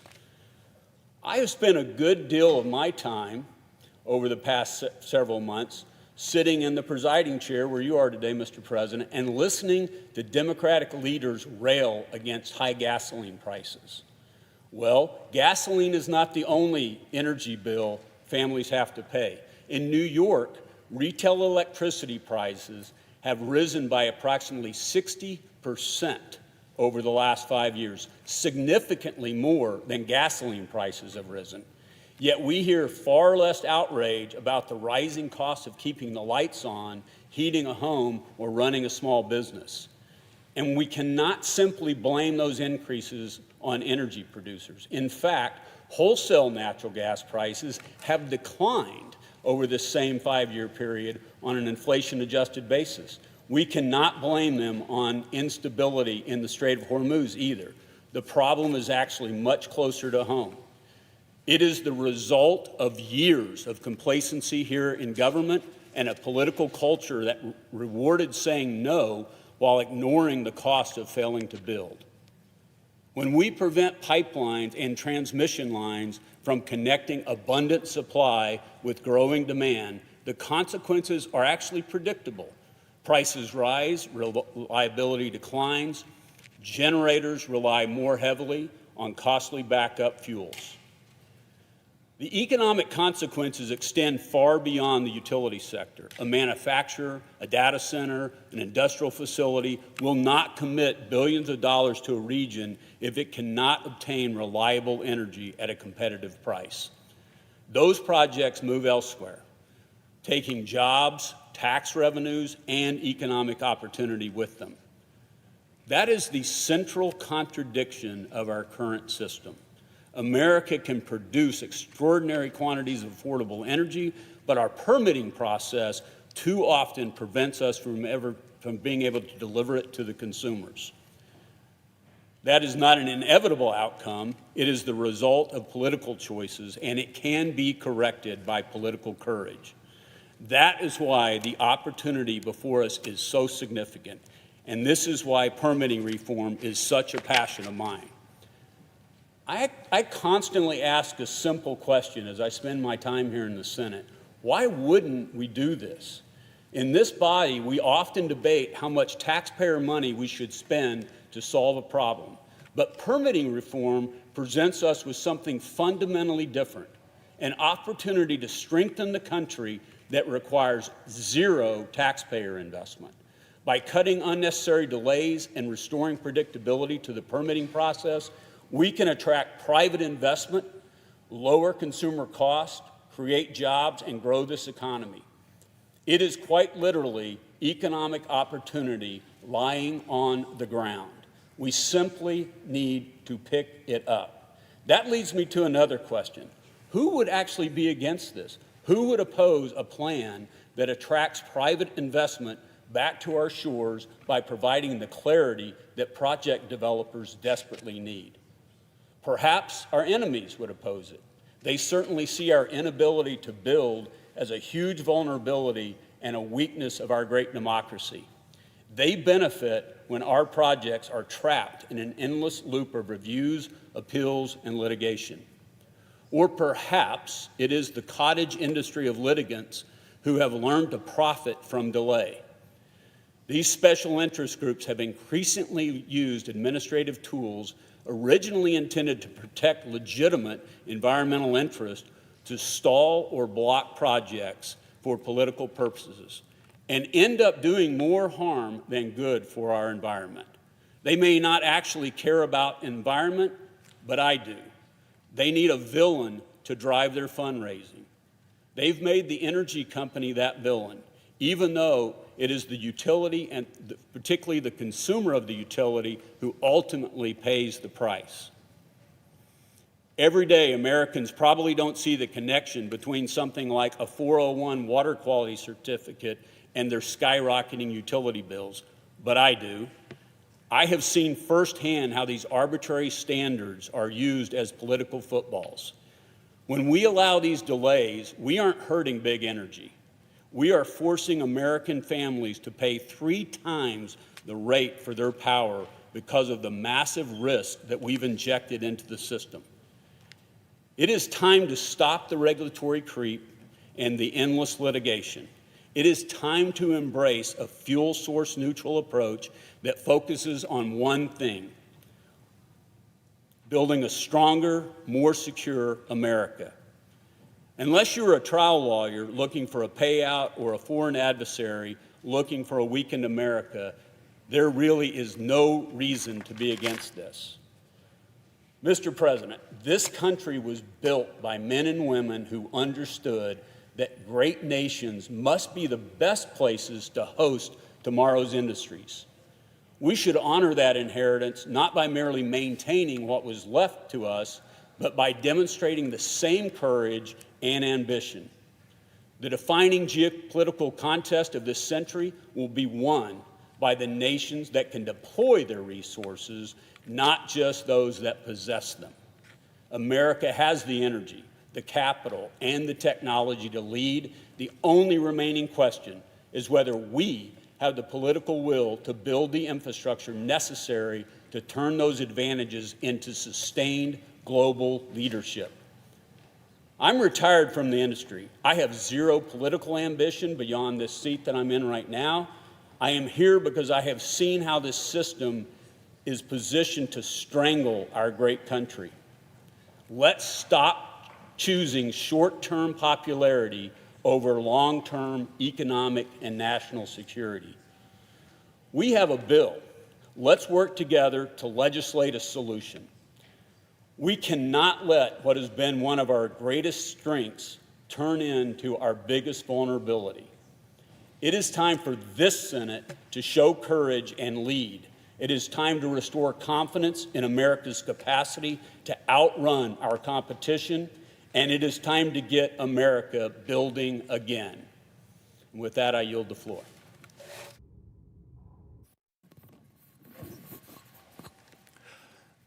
Mr. President. Senator Morgan. I'm pleased to welcome Senator Armstrong from Oklahoma in his delivery of his maiden speech. It's an important part of this institution, and I hope all my colleagues on both sides of the aisle that weren't able to hear it in person will have a chance to listen to it and to get to know you during your stay here. Welcome to the Senate. Senator from Florida. I want to welcome my colleague from Oklahoma. Thank him. I completely agree with what his ideas, and we've got to get energy production to increase in this country, drive down prices for all consumers. Mr. President, I rise today to seek passage of my One Nation, One Visa Policy Act. Imagine if every state in the Union, on a whim, had the power to allow foreign nationals to travel to their state without a visa. In other words, imagine if American states allowed anyone from anywhere, for any reason, access to American sovereign territory, even from adversarial countries. You can do it in any state. Most Americans would say that would be an insane policy. They'd be absolutely right. Florida can't set its own visa policies. Neither can, New Mexico, Texas, California, New York. That would be chaos and would make our immigration system meaningless. Currently, the only place in the United States where visa-free travel from foreign countries is allowed, the only place, is in the Mariana Islands, the territory. It's in this small U.S. Pacific Island territory where foreign nationals can legally enter America without a visa. Since 2009, the Commonwealth of the Northern Mariana Islands, or CNMI, has become a hotbed for birth tourism, which is a strategy used by citizens of foreign powers to deliberately undermine our nation's immigration laws. Over 3,300 communist Chinese nationals have been born on these islands, except they are also bona fide American citizens. They have a passport, a birth certificate, and a Social Security card. Keep in mind, this is the territory where only 45,000 Americans live. The CCP and Chinese civilians found this loophole and exploited it for birthright citizenship. You can be a full-fledged devotee of the CCP. You can absolutely hate America, hate our people, hate our way of life, and still abuse birth tourism to get a foothold in the country you seek to undermine and destroy. Now, come on, that's ridiculous. It all needs to end now. All the One Nation, One Visa Policy Act does is stop visa-free travel from Communist China to the United States. It doesn't ban travel from China. You can still come, but it says if you're a citizen from China coming from, and they're our foremost adversary, you got to get a visa. You got to know who you are. If you want to enter my state, any of our states, or any other sovereign territory in our country, you got to get a visa if you're from Communist China. Common sense. I'm grateful to Secretary Moulin, who, while a U.S. Senator, signed on to my letter to then Secretary Nome, calling for an end to China's participation in any Chinese visa waiver program. As Secretary Moulin continues to work to end China's visa-free privilege, I hope that the United States Senate can offer the administration the support they deserve by passing this legislation immediately. I'd also like to thank my friends, Senators Lee, McCormick, Budd, and Lankford, for co-sponsoring this legislation. I ask unanimous consent that the Committee on the Judiciary be discharged from further consideration of S-3857 and the Senate proceed to its immediate consideration. I further ask that the bill be considered, read a third time and passed, and that the motion to reconsider be considered made and laid upon the table. Is there objection? Mr. President? Senator from New Mexico. Reserving the right to object, this bill will needlessly punish the Northern Mariana Islands and significantly, or I should say further harm its tourist economy, the island's largest source of revenue and jobs. There is a current program in place, and the current program requires any visitors that come to the Northern Mariana Islands through this program to undergo a two-step vetting process by the Department of Homeland Security, including an in-person interview. That program has already reduced visitation from the PRC from over 185,000 visitors down to 18 in 2026. Not 18,000, 18. And the purpose is to ensure that visitors do not pose any risk to the United States and allow the island's economy to grow. The current visa program was put in place after a long and thoughtful consultation between the United States and our territory, the Northern Mariana Islands, and it successfully balances both our national security needs and supporting the economic vitality of the Northern Mariana Islands. The Northern Mariana Islands are more than just an American territory. They are one of our most important partners in the Pacific to actually counter China's influence in this critical theater. We can't ask them to further decimate their tourism economy. This legislation, as well-meaning as it is, but it would certainly undermine the stability of our partner in American territory. We should not abolish the program. Instead, we need to ensure that the Department of Homeland Security is doing sufficient screening to prevent visitation that poses a risk. The Northern Mariana Islands do not have a voice in the Senate, and that is why I am objecting today in support of our partner in the Pacific. And while I oppose the passage of this bill, I do stand ready to work with Senator Scott and others to support the security of our nation in a way that does not harm the people and government of the Northern Mariana Islands. So I object to the request. Objections heard. Mr. President. Senator from Florida. So I recognize my colleague. I mean, we both are in the same position. We don't want to do anything that absolutely hurts the economy of the CNMI. But at the same time, we got to figure this out to make sure that we can't have birth tourism. So I look forward to working with my colleague in a constructive manner to make sure that that the Communist Party of China does not abuse this, and we have birth tourism there. So thank you, Mr. President.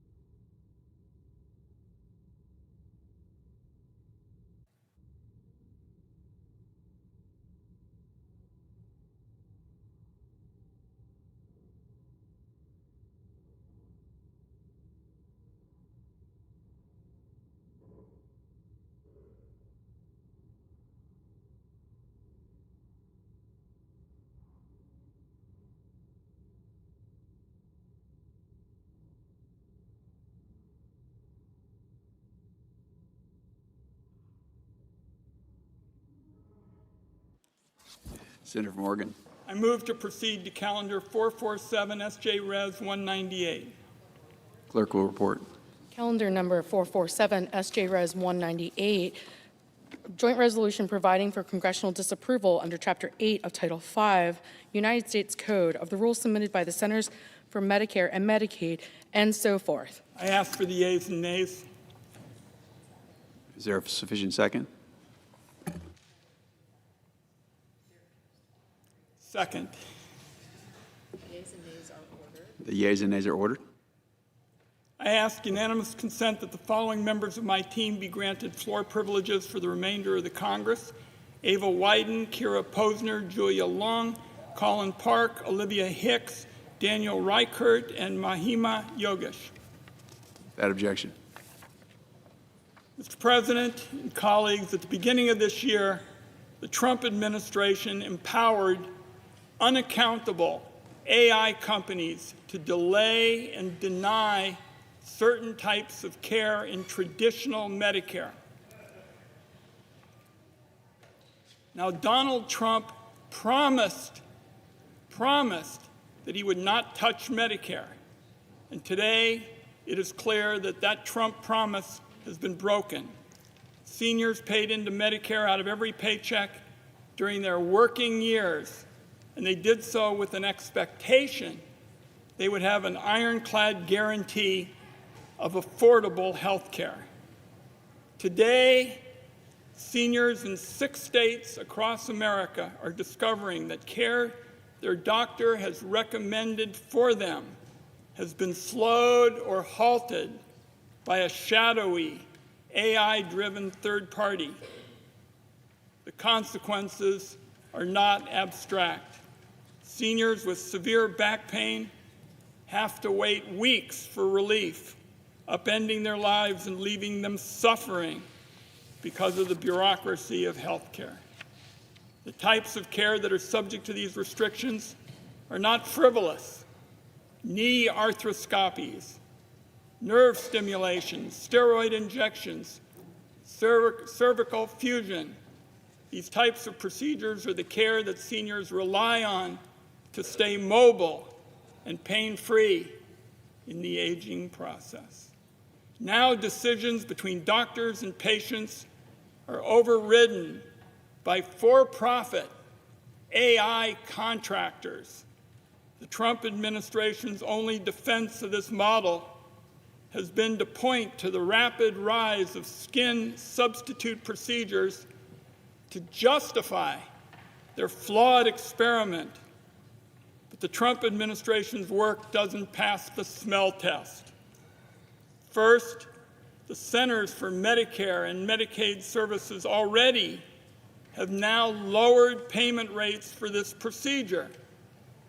In doing so, closed the loophole driving the dramatic increase.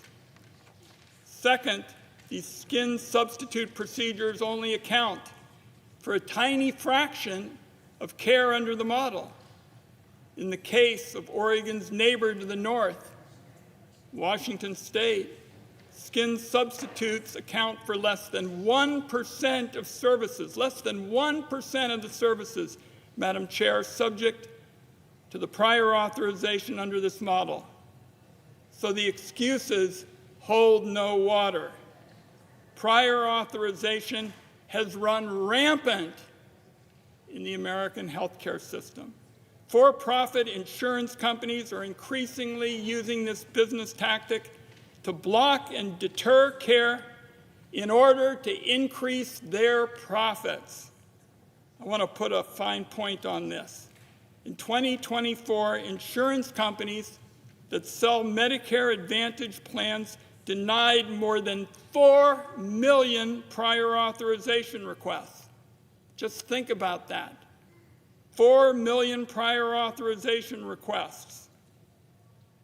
Of those denials, only 1 in 10 were appealed by a senior or their doctor. But when the denial was appealed, it was overturned 8 times out of 10. What this tells me is prior authorization is being used to deny legitimate care, often acting as a bureaucratic hurdle meant to discourage seniors and their doctors from pursuing a course of treatment that might impact an insurance company's bottom line. It is bad enough Madam President, that this is the state of affairs in Medicare Advantage. But now the Trump administration is trying to import insurance company tactics into traditional Medicare. And that would mean that seniors selected precisely because they don't want to deal with the headaches and complexity of an insurance company would suffer. This is not a partisan issue. Many of my Republican colleagues have expressed concern about prior authorizations in the state of Medicare Advantage. I hope that they'll stand with those of us today who want to tell the Trump administration to abandon an ill-advised experiment that seniors don't want, they didn't ask for, that doesn't make sense. There's a lot of work to be done to improve both traditional Medicare and Medicare Advantage for seniors that count on the Medicare guarantee. And Madam President, I've been working on that Medicare guarantee since the days when I was the co-director of the Oregon Gray Panthers. Let's work on that together, and we can start by ending this AI-driven prior authorization experiment. It's a mistake. We can't run the risk of it being sent to other parts of the healthcare system. I urge a yes vote, and I yield the floor.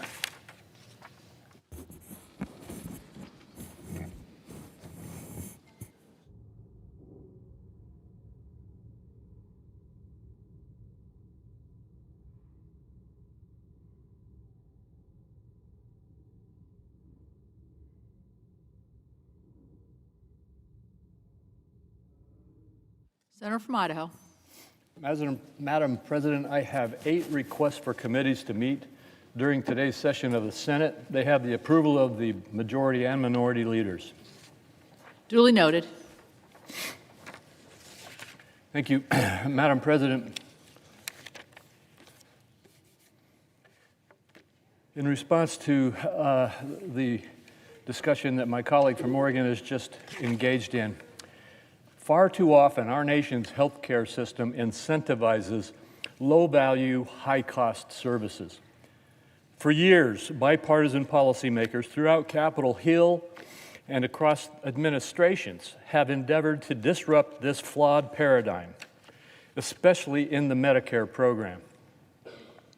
Unfortunately, despite progress to incorporate new value-based payment arrangements, Medicare's underlying reimbursement structure continues to rely heavily on the volume of services provided rather than the quality of care. In addition to failing patients and providers, Medicare's perverse financial incentives contribute to massive waste and abuse. Well-meaning clinicians often face opaque coverage guidelines that can result in denied reimbursements, while malicious actors exploit bureaucratic vulnerabilities to defraud the program. Through the Wasteful and Inappropriate Service Reduction Model, or WISER, CMS is testing whether enhanced technology can help address these systemic failures. For a limited set of non-emergency services with a documented history of abuse and overuse, providers in select states must submit claims for review. Claims that meet existing Medicare coverage requirements are quickly approved, offering providers payment predictability. When issues arise, board-certified clinicians, not technological machines, board-certified clinicians intervene to make the final decision. The potential benefit of this detect and prevent strategy is substantial. For example, Medicare spending on skin substitutes, one of the chosen WISER model services, increased, and hear this, increased from $256 million in 2019 to $10 billion in 2024. It doesn't even take a technological machine to tell you that something is wrong there. Proactive technology-based scrutiny could have detected this outlier spending growth and protected both patients and taxpayers. Regrettably, misinformation about this model has sparked fears of delays in essential patient care and additional burdens on providers. Later today, the Senate will proceed to a resolution to stop this important work of the wiser model. Every member of this body agrees that patients should have access to high-quality care, providers deserve predictable payment for services, and avoidable waste, fraud, and abuse in Medicare should be stopped. Ending this pilot program prematurely will deprive CMS of a useful tool to accomplish each of those goals. And I urge my colleagues to consider the facts and oppose this resolution. I yield the floor. Madam President, Senator from Oregon. we don't take a backseat to anybody in terms of fighting inefficiency, fighting fraud. We've been working on those issues, as the chair of the Finance Committee knows, together wherever possible. Unfortunately, what we've seen in this experiment is that we're not dealing with inefficiency and fraud. We're forcing patients to come back again and again and again. That just defies common sense. And on issues like skin substitutes, that's been addressed through a payment policy reform to get at the incentives and wasteful utilization. So on the points that the minority is making, the reality is patients are not going to get care, and we're not going to make sensible changes as we have in other areas to deal with fraud and inefficiency. That's why we ought to be voting for what we're trying to do today on the Democratic side, and I yield back and hope we'll have a bipartisan vote.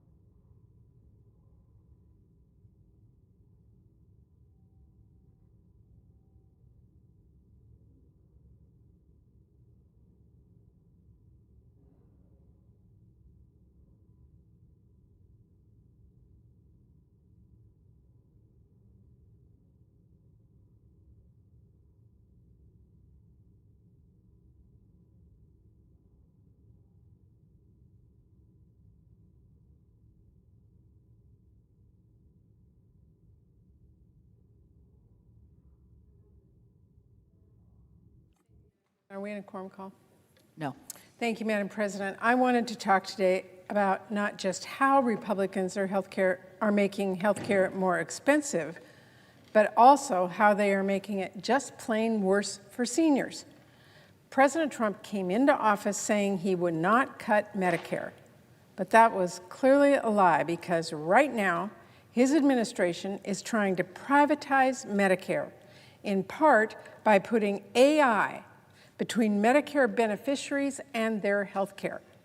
In January of this year, under Secretary Kennedy's and Dr. Oz's leadership, CMS began this pilot program that uses AI to require prior reauthorization in traditional Medicare for the first time ever. And it's set to run for 6 years. They call it the Wasteful and Inappropriate Service Reduction Model. Well, they got the wasteful and inappropriate part right. The wiser model uses AI to deny vulnerable seniors the care they need and that their doctors recommend. Not only that, but the for-profit contractors that conduct this prior authorization are paid a percentage of the cost of care that they deny. They are literally incentivized to rip health care away from seniors because that is better for their bottom line. When your business model relies on denials, denials are what seniors are going to get, and that is perverse. Wiser was rolled out in the beginning of this year in my home state of Washington and 5 other states without safeguards and without any transparency, and without the best interest of Medicare beneficiaries at the heart of this program. President Trump is saying, forget the doctors who went to medical school and took an oath to do no harm. AI knows better when it comes to health care decisions for our seniors. The consequences of that poor judgment are real, and they are life-threatening. I hear from Medicare patients in Washington state all the time. They're suffering debilitating pain for weeks because they are not getting the care they need thanks to this harmful model. Patients like Joanne, she's a Medicare beneficiary from Quilcene, Washington. She went to her doctor for severe pain.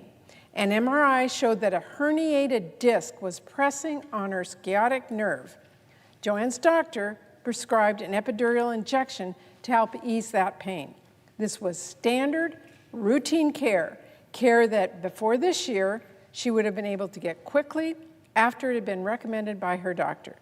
But because of this wiser model, she had to wait 6 weeks to get approval. That means, thanks to Wiser, Joanne had to deal with unnecessary, unrelated pain for 6 weeks.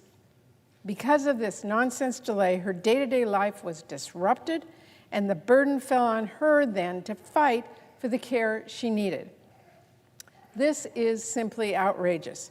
But that is also Wiser working by design, and that is a direct impact of the Trump administration's actions. We have seen way too many stories, like Joanne's, from states that have been selected for this pilot program. No way should an algorithm decide if seniors should get the care that they need. That is exactly why I joined my colleagues here in introducing a resolution to overturn this model. And I want all of my colleagues to join me in voting for it so we can make sure seniors in my state and all over the country can once again receive their health care on time without interruption. Let's just use our common sense. It is clear as day that some AI models should never be at the wheel making health care decisions left and right. And it is not just patients I have heard from. I have met with healthcare providers all over my state.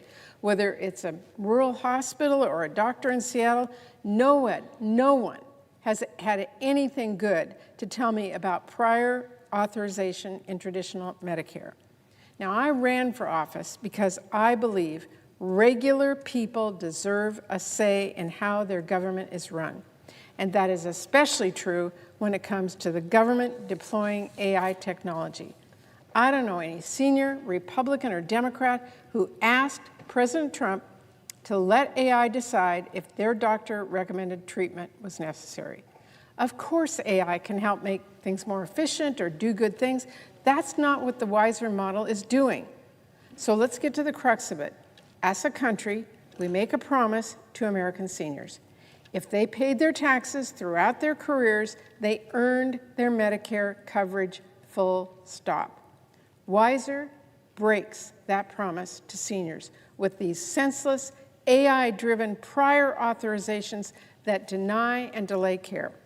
Let me be clear, many seniors choose traditional Medicare over other options because traditional Medicare rarely requires prior authorizations.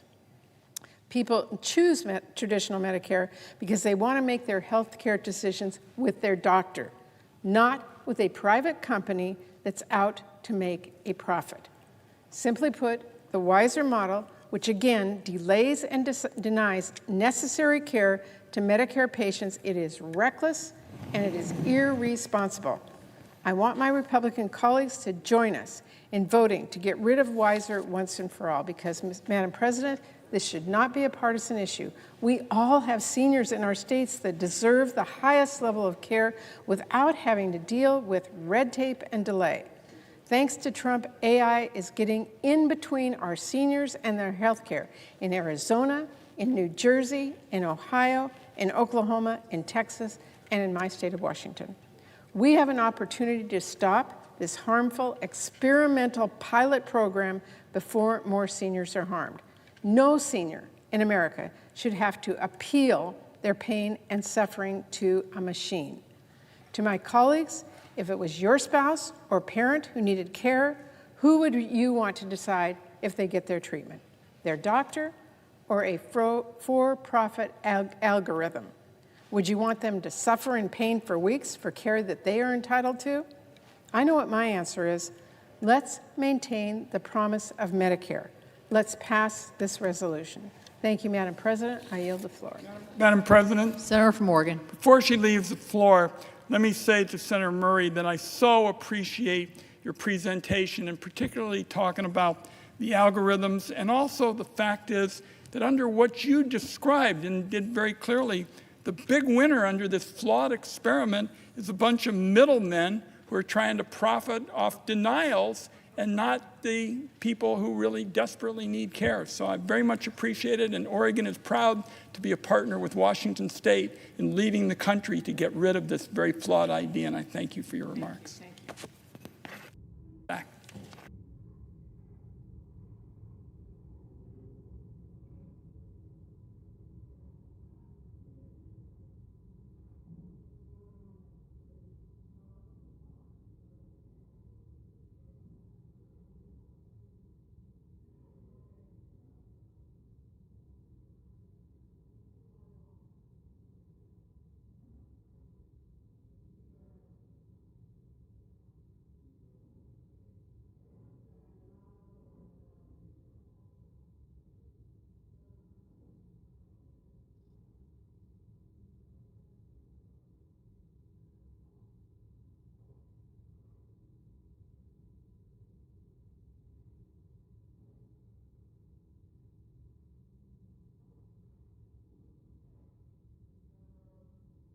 Senator from Oregon. I would ask consent to start the 1:30 vote now.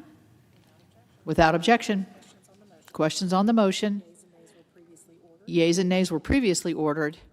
Clerk will call the roll.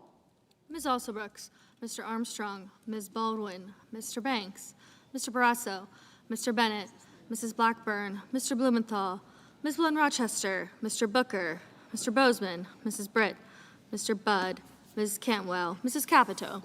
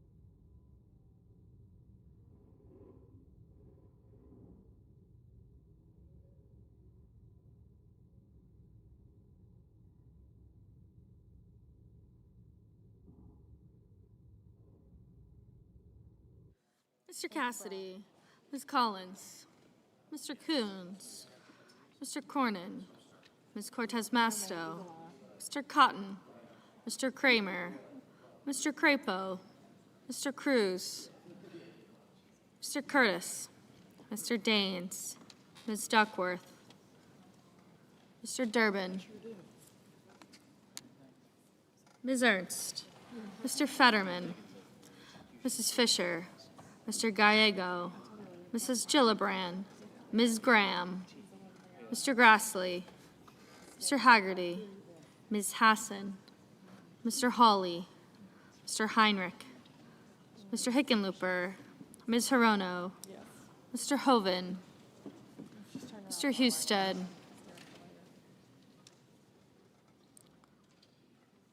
Mrs. Hyde-Smith, Mr. Johnson, Mr. Justice, Mr. Kane, Mr. Kelly, Mr. Kennedy, Mr. Kim, Mr. King,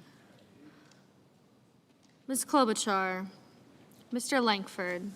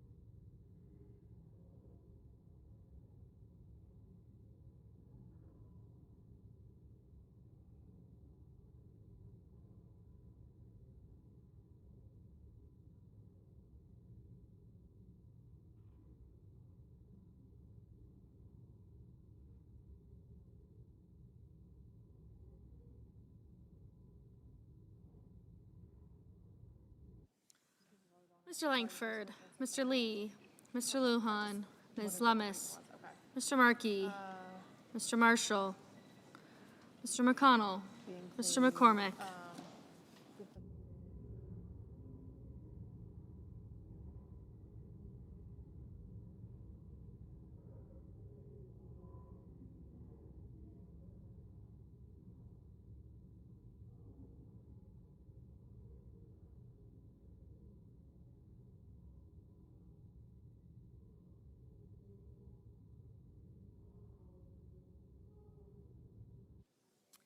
Mr. McCormick, Mr. Merkley, Mrs. Moody, Mr. Moran, Mr. Marino, Ms. Murkowski, Mr. Murphy, Mrs. Murray, Mr. Ossoff, Mr. Padilla, Mr. Paul, Mr. Peters, Mr. Reed, Mr. Ricketts, Mr. Risch, Ms. Rosen, Mr. Rounds, Mr. Sanders, Mr. Schatz, Mr. Schiff, Mr. Schmidt, Mr. Schumer.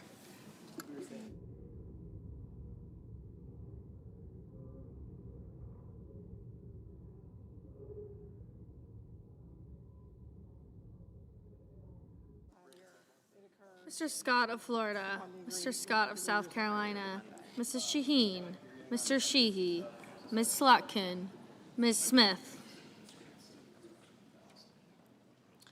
Mr. Sullivan, Mr. Thune, Mr. Tillis, Mr. Tuberville, Mr. Van Hollen, Mr. Warner, Mr. Warnock, Ms. Warren, Mr. Welch, Mr. Whitehouse, Mr. Wicker, Mr. Wyden, Mr. Young.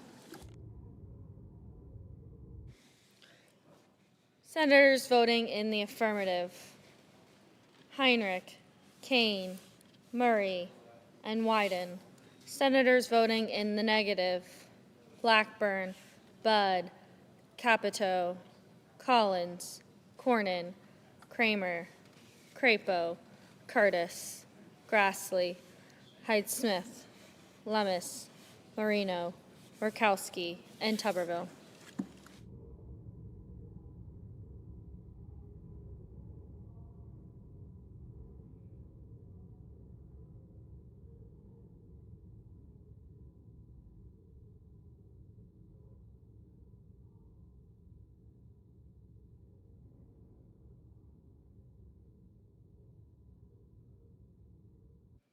Mrs. Britt. Mrs. Britt, no. Mr. Fetterman. Mr. Fetterman, aye.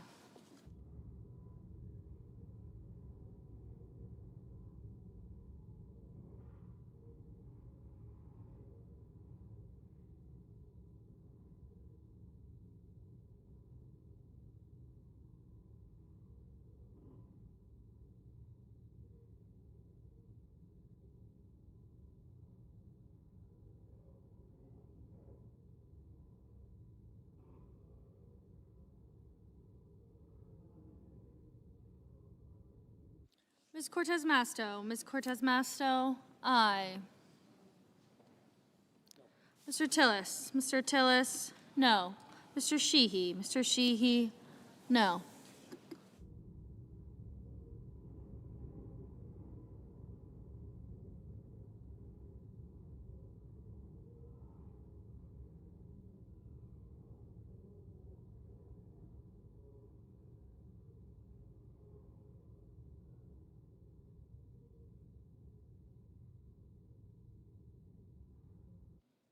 Mr. Blumenthal. Mr. Blumenthal, aye. Mrs. Gillibrand. Mrs. Gillibrand, aye.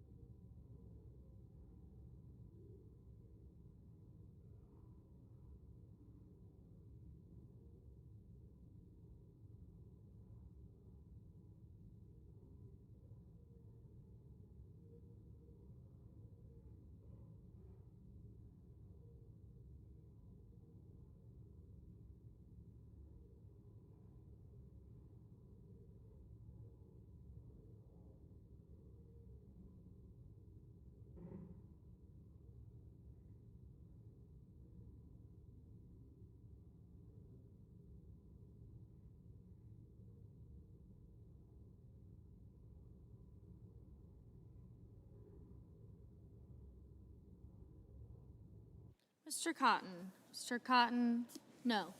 Mr. McCormick. Mr. McCormick, no. Mr. Paul. Mr. Paul, no.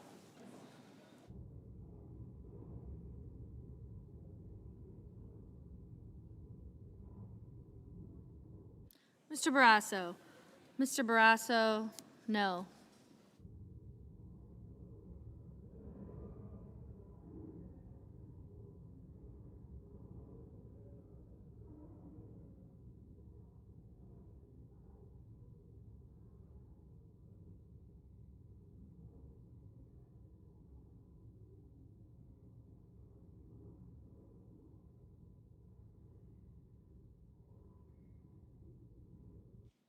Mr. Hickenlooper. Mr. Hickenlooper, aye. Mr. Schumer. Mr. Schumer, aye.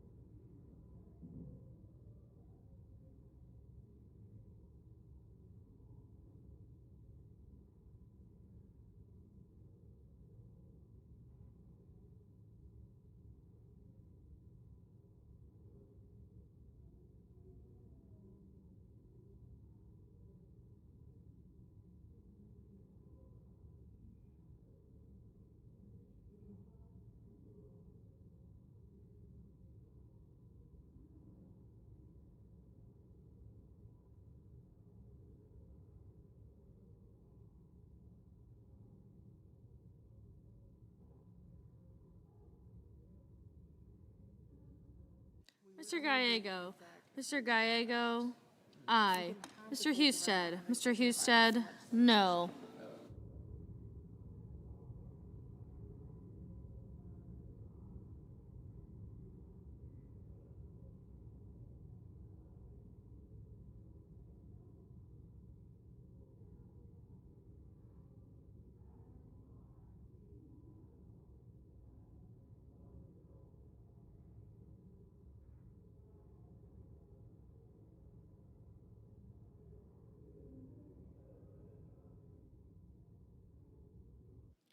Mrs. Fisher.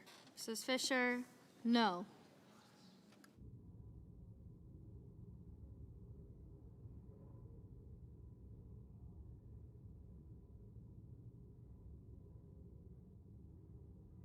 Mr. Banks. Mr. Banks, no.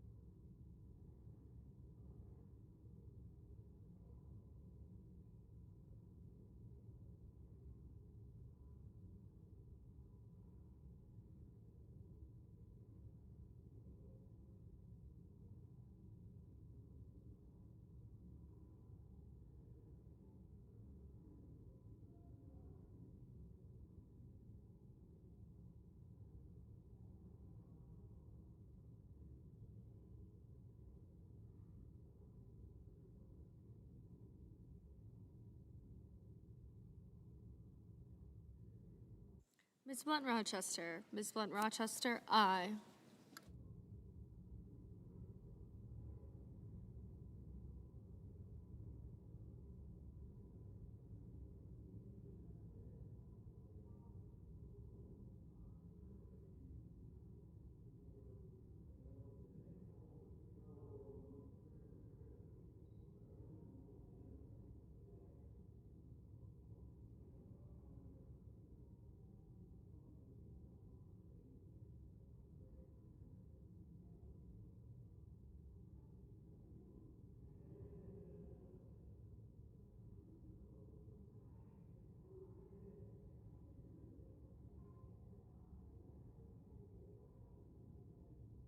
Ms. Duckworth. Ms. Duckworth, aye.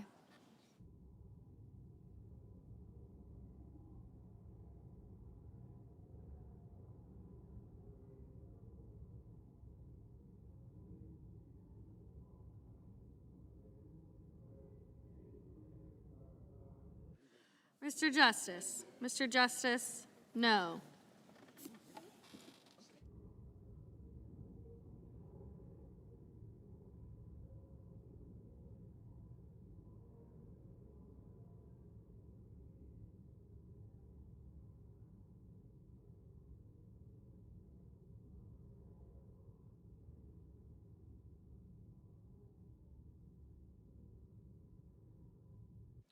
Mr. Kennedy. Mr. Kennedy, no.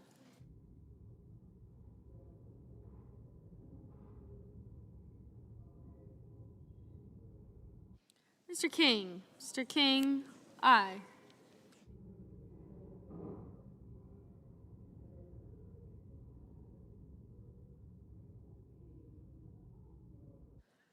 Mr. Cassidy. Mr. Cassidy, no.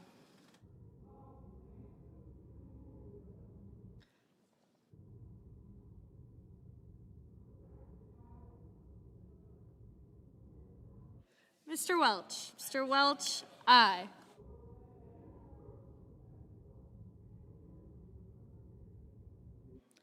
Mr. Marshall. Mr. Marshall, no.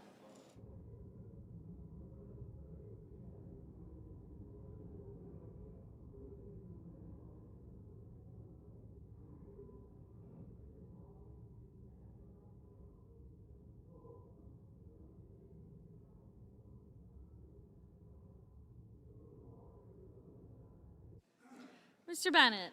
Mr. Bennett, aye. Ms. Smith. Ms. Smith, Aye. Mr. Padilla? Mr. Padilla? Aye. Mr. Schmidt? Mr. Schmidt? No. Ms. Hassan? Ms. Hassan? Aye.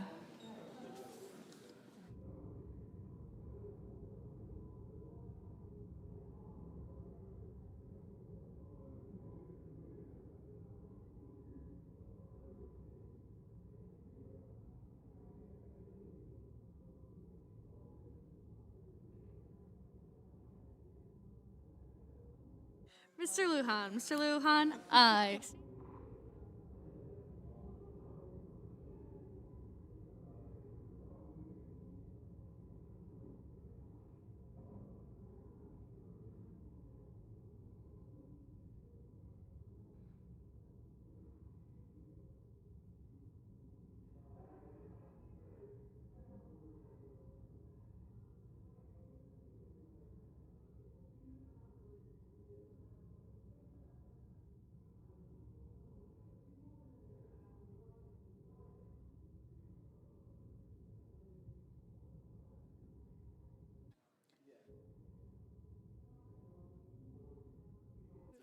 Mr. Schatz? Mr. Schatz? Aye. Mr. Van Hollen? Mr. Van Hollen? Aye.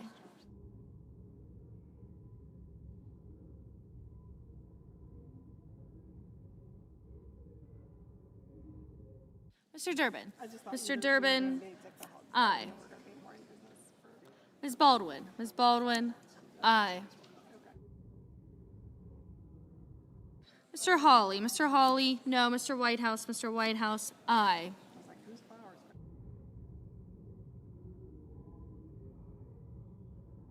Ms. Klobuchar? Ms. Klobuchar? Aye.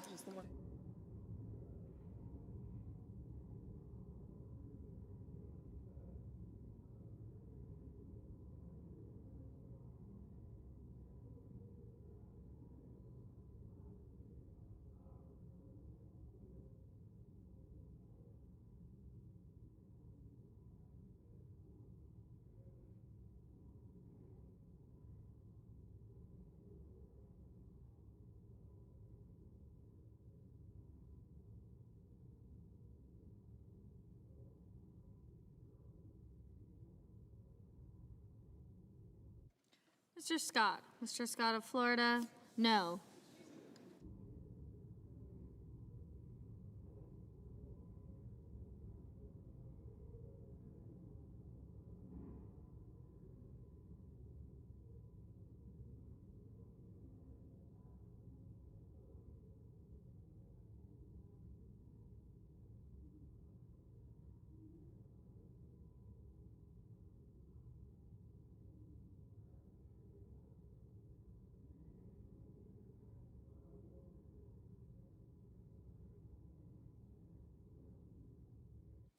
Mr. Risch? Mr. Risch? No.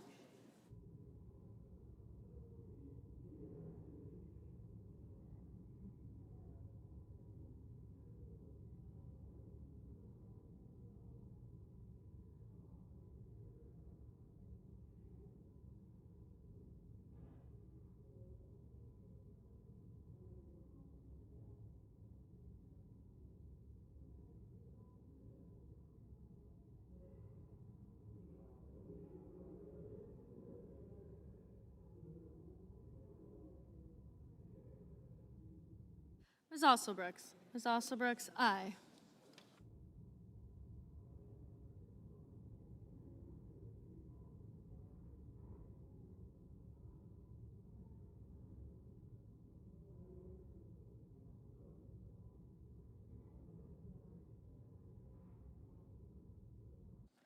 Mr. Rounds? Mr. Rounds? No.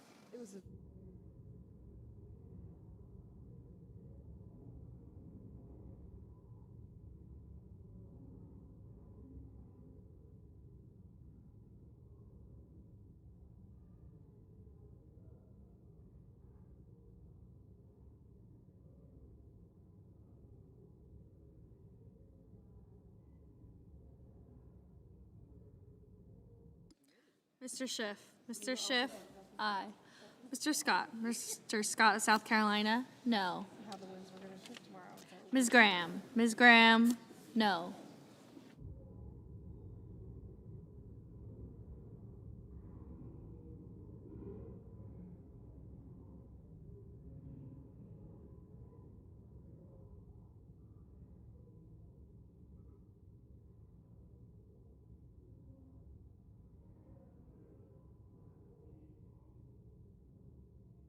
Mr. Bozeman. Mr. Bozeman, no.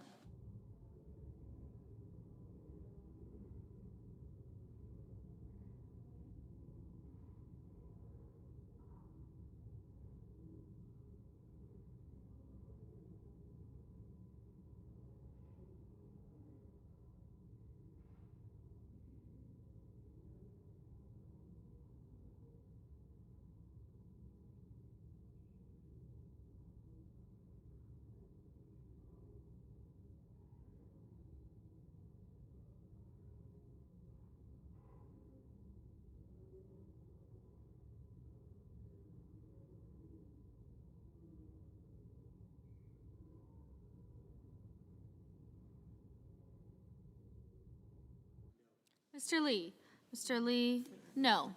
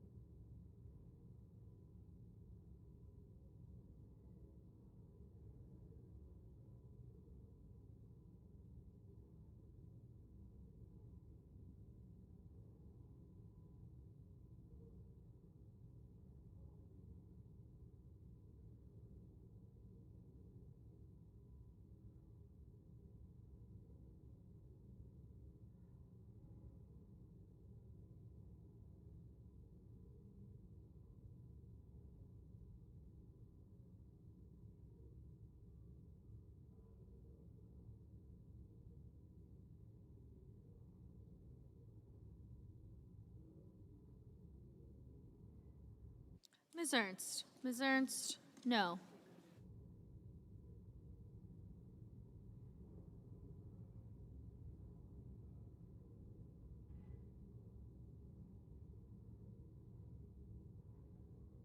Mr. Kim. Mr. Kim, aye.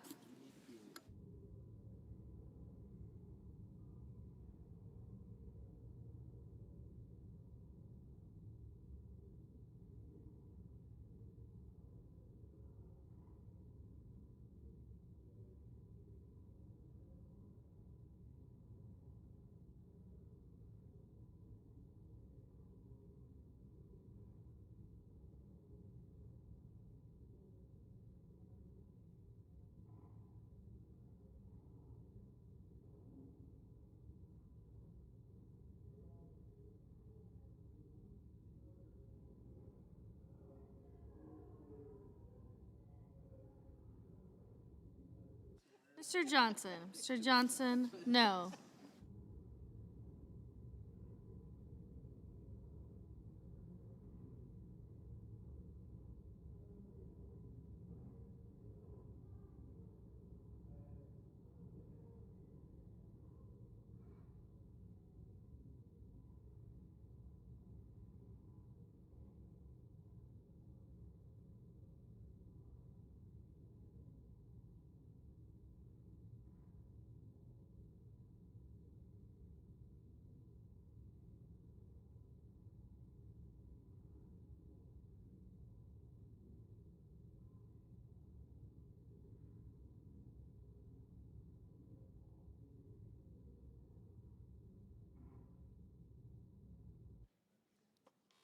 Mr. Hoven. Mr. Hoven, no.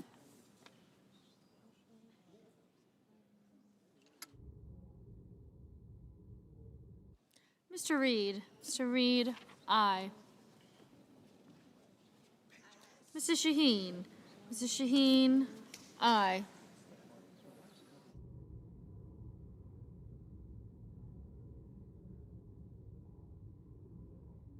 Ms. Cantwell. Ms. Cantwell, aye. Mr. Booker. Mr. Booker, aye.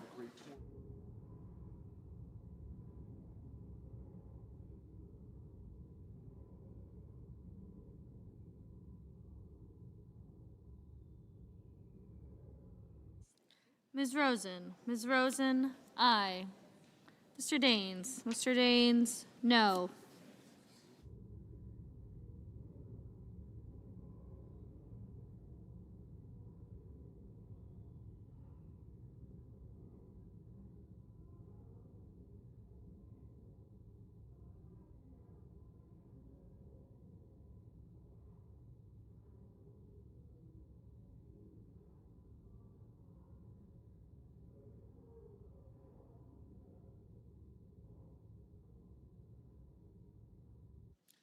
Mr. Cruz. Mr. Cruz, no.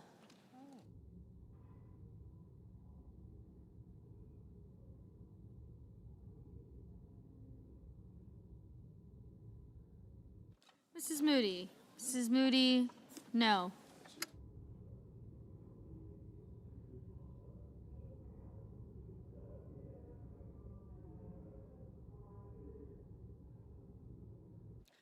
Mr. Ricketts. Mr. Ricketts, no.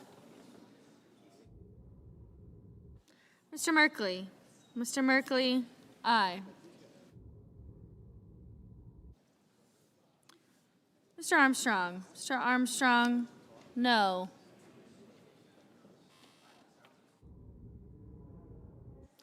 Mr. Warnock. Mr. Warnock, aye. Ms. Hirono. Ms. Hirono, aye. Mr. Young. Mr. Young, no. Still treating you nicely?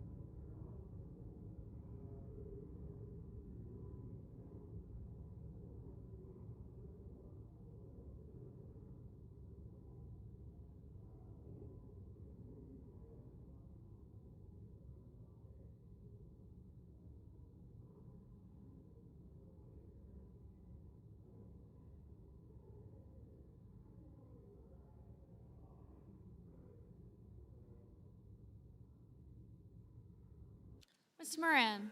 Mr. Moran, no.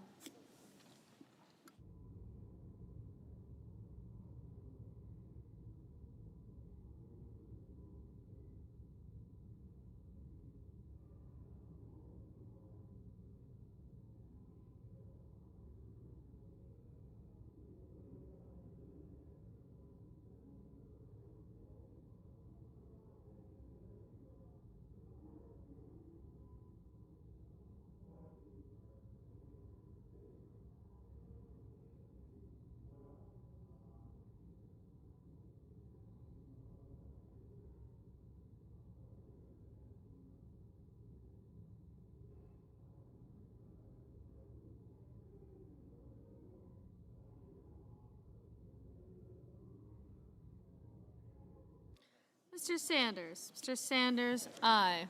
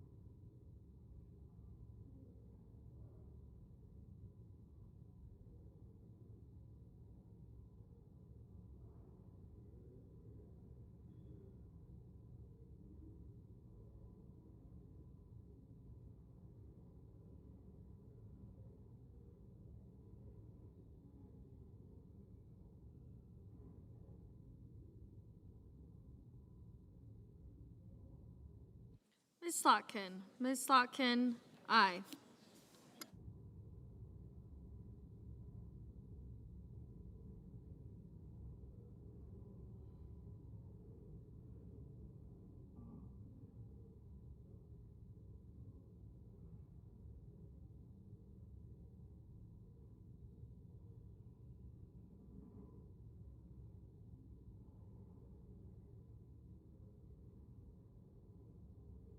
Mr. Warner. Mr. Warner, aye.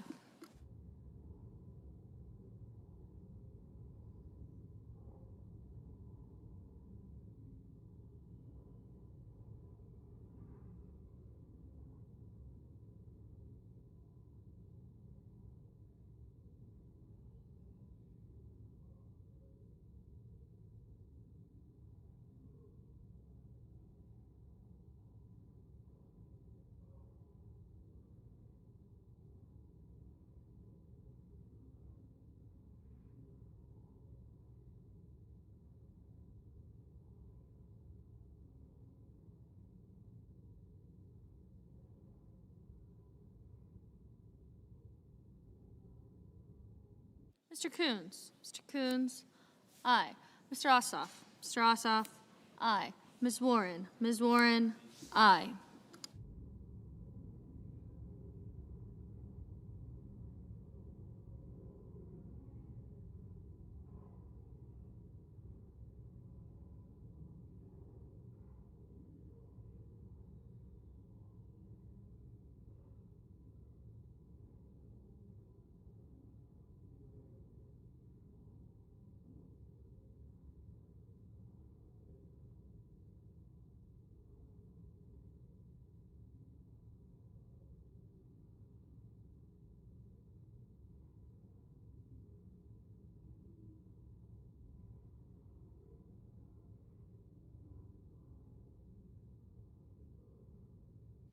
Mr. Peters.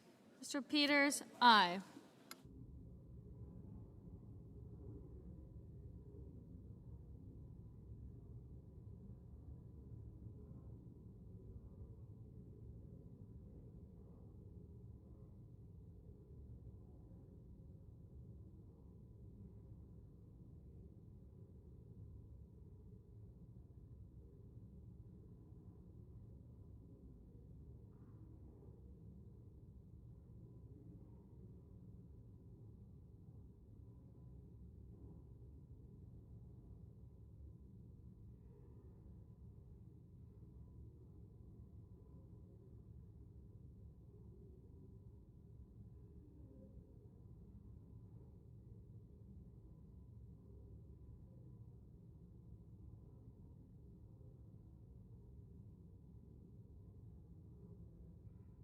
Mr. Langford. Mr. Langford, no.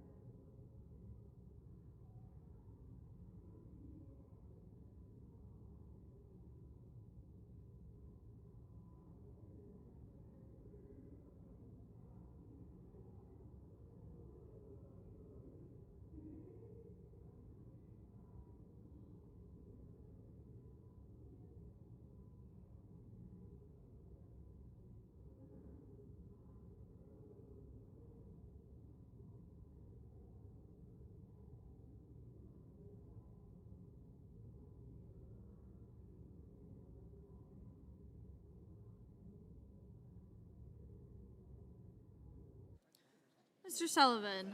Mr. Sullivan? No.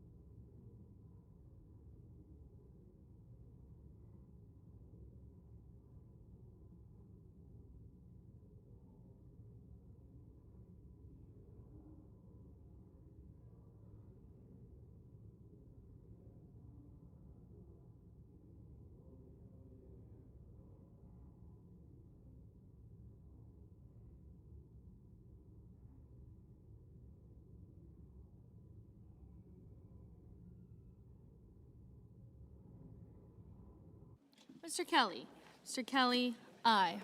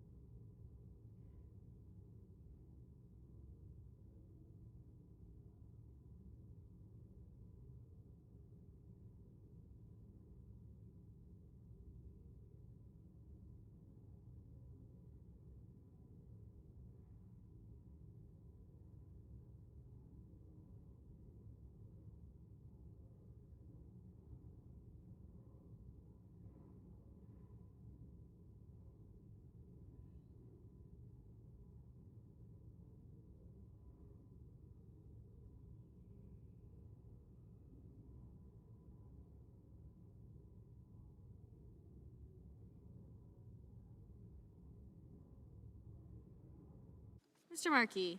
Mr. Markey, aye.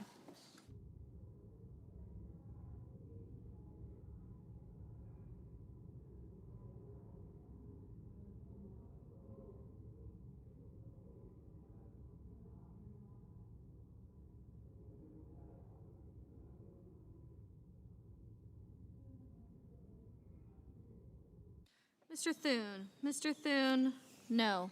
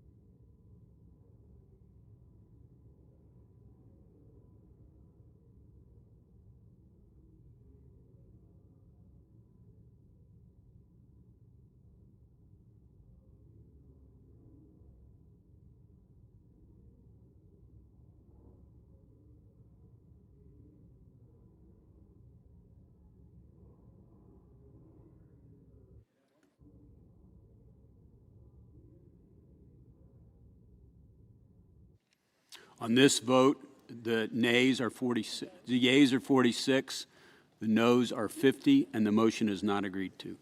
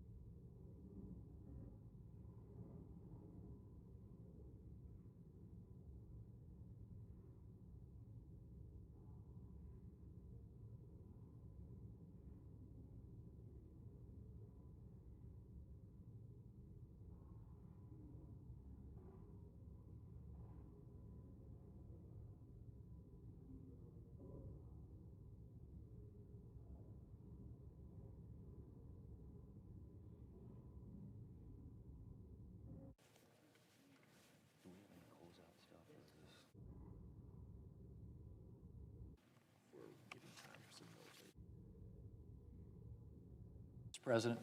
The Majority Leader. Mr. President, I move to proceed to executive session and consider calendar number 775. Questions on the motion? All those in favor say aye. Aye. All of those opposed, no. The ayes appear to have it. The ayes do have it, and the motion is agreed to. The clerk will report the nomination. Nomination, the Judiciary, Benjamin M. Flowers of Ohio to be United States Circuit Judge for the 6th Circuit.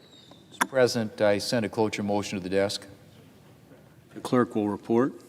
Cloture motion, we, the undersigned senators, in accordance with the provisions of Rule 22 of the Standing Rules of the Senate, to hereby move to bring to a close debate on the nomination of Benjamin M. Flowers of Ohio to United States Circuit Judge for the 6th Circuit, signed by 17 senators as follows. President, I ask consent that reading the names be waived. Without objection. Thank you, Mr. President. Yield the floor.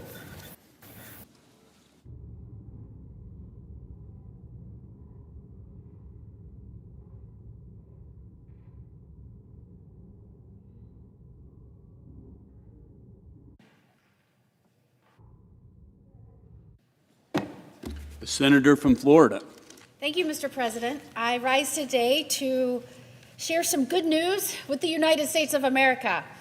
We just celebrated not only the birthday of this nation, 250 years, but we also celebrated the anniversary of the Working Families Tax Cuts Act being signed into law. As my state's newest senator, this was an important piece of legislation for many reasons, and I will share what it has meant for hardworking Floridians. But I championed this package, and I am so excited to say that we were able to deliver major wins through this legislation. It is the largest tax cut in the history of our nation. And I believe on the birthday of the United States of America, it was important to recognize that the people most wisely know how to spend their money. And we've seen such positive results already for Floridians and Americans alike. I just traveled around the state of Florida last week, as all of our colleagues did. We went back to our states, met with our constituents, and I can tell you, people were excited. And they were excited because they're just coming off of having to file their taxes, and they are already seeing what this is going to mean for their families.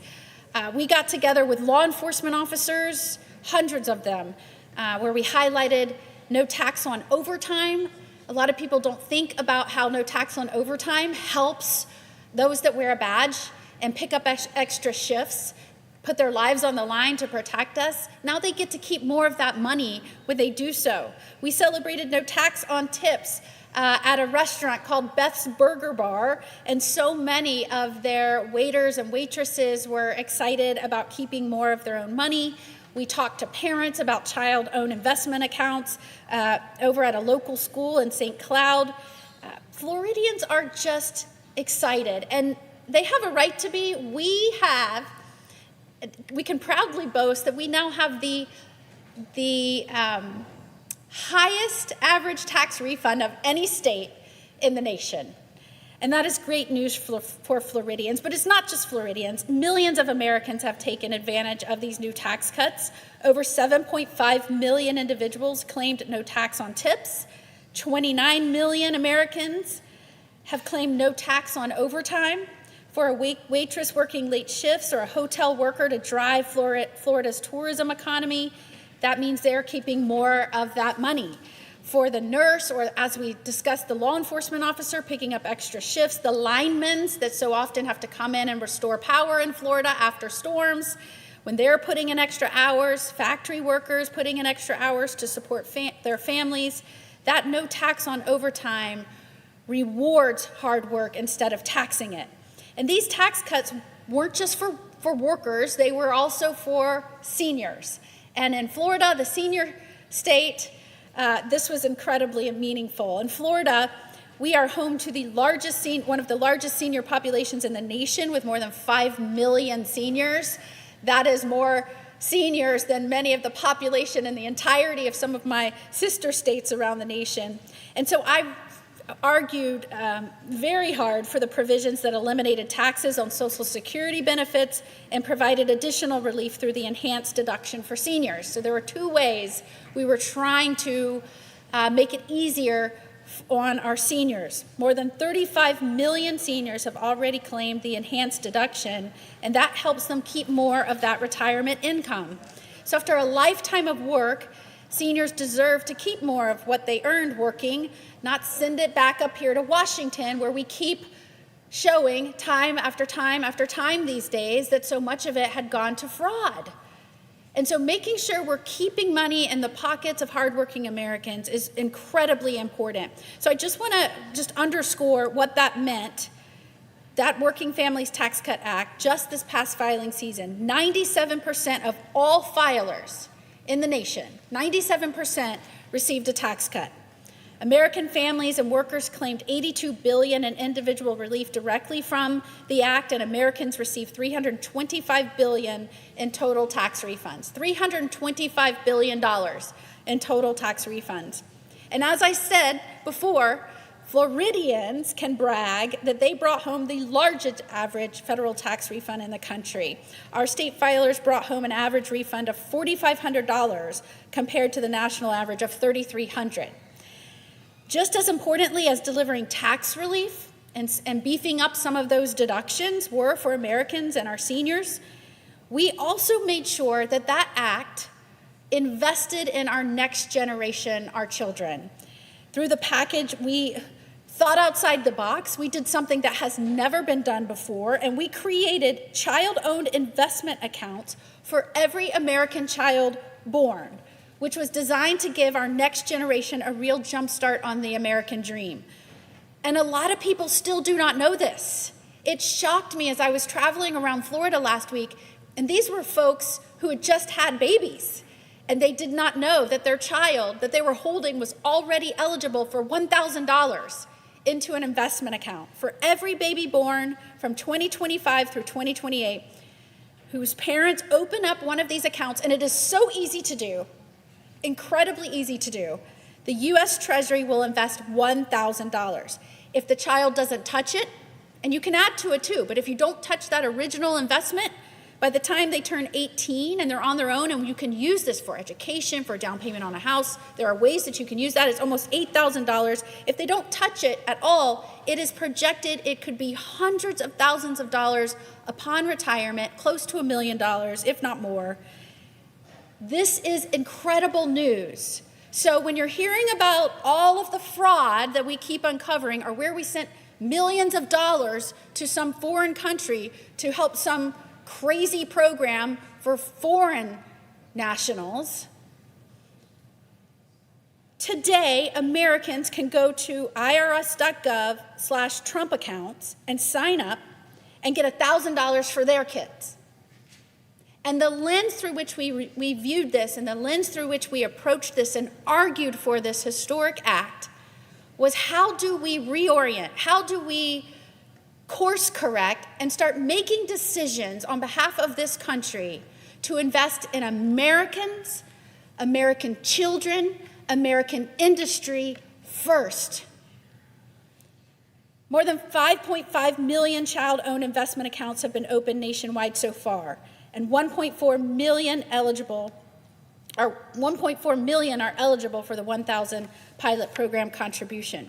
So in addition to these accounts, 40 million families have taken advantage of the enhanced child tax credit that we permanently doubled and expanded through the Working Families Tax Cut Acts. So not only do we have the investment accounts for these children, we also now have given a double permanently child tax credit on your taxes. So of course, preparing our next generation for success will require more than just financial security, but this was such a great start towards that end. And if I can get one thing through to American parents right now, it is easy to sign up. There is money waiting for your children right now from the U.S. Treasury, because we want to set them up for success. But we didn't stop at financial investment. Education is also important. And through this Tax Cut Act, which we are now celebrating the 1-year anniversary, and many of the provisions, which we all fought hard for over on this side of the aisle, are now just going into effect. We also made sure that there was a federal tax credit scholarship that could help millions of students across the nation get education of their parents' choice. 2 decades ago, we did this in Florida. We had a low graduation rate. I want to say it was in the 60s. We started with our first school choice statute. 2 decades later, we are out now over 92% graduation rate. It shows you that not every child learns the same, and parents know what their children need, and educational needs should not be based on the zip code in which they are born. Florida has figured that out. We figured that out some time ago. And now I am here as Florida's newest U.S. Senator announcing a great piece of legislation that will expand this approach to children across our nation, but even for states where you have universal school choice, and there are a few of us like Florida, but others have started with school choice statutes, understanding that each child learns differently, you can still take advantage of the Working Families Tax Cut Act because it allows for the deduction of education expenses for tutoring, for technology, for so many of those supplemental education expenses that come along with education that parents choose. So Floridians are still winning, even though we already have school choice. When parents have more choices, we know and we have seen the data show that students are more likely to find the educational path that fits their unique talents and goals. And that ultimately, for this country, for our nation's forward success, will mean a stronger workforce. It'll mean more innovation, a stronger economy, not just for the state of Florida, for which I champion every day, but for our entire nation. At the end of the day, families and small businesses know how to spend their money far better than some of these bureaucrats that are making decisions in the bowels of some of these agencies. And we are uncovering day in and day out, and we will continue to do so, exposing where some of those choices went awry and where some of those choices led to corruption and crime. But we are here today to celebrate what we have been doing right and how we have been course correcting with our intent to focus on bettering the lives of American families, American workers, and this nation moving forward. So I believe that less taxes will mean more opportunity, more growth, more freedom for hardworking Americans. And I am incredibly excited to be standing here today as one of the newest United States senators that helped deliver this win last year. And as we are watching it go into effect, see the success and the effect it's having on our constituents, it is certainly something to celebrate, Mr. President, and I appreciate you giving me the opportunity to do so today. Thank you so much. I yield back.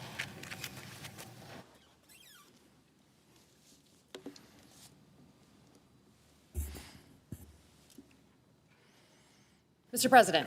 The senator from Michigan. Thank you, Mr. President. I rise today to introduce the Merit Act, the Minimum Experience Requirements for Intelligence Transition Act. A lot of words, but the bill is simple. It requires anyone serving as the Director of National Intelligence, even in a temporary capacity, to have extensive national security experience. It's common sense. You don't hand the keys to America's intelligence community to someone who has no experience, regardless of party or political loyalty. The Director of National Intelligence is a powerful job, and I know because I was there at the creation. I was one of the first people at the Office of the Director of National Intelligence when it was stood up. I was seconded there as a CIA officer. I helped stand it up after Congress created it so that we never again miss a terrorist attack like we did on 9/11.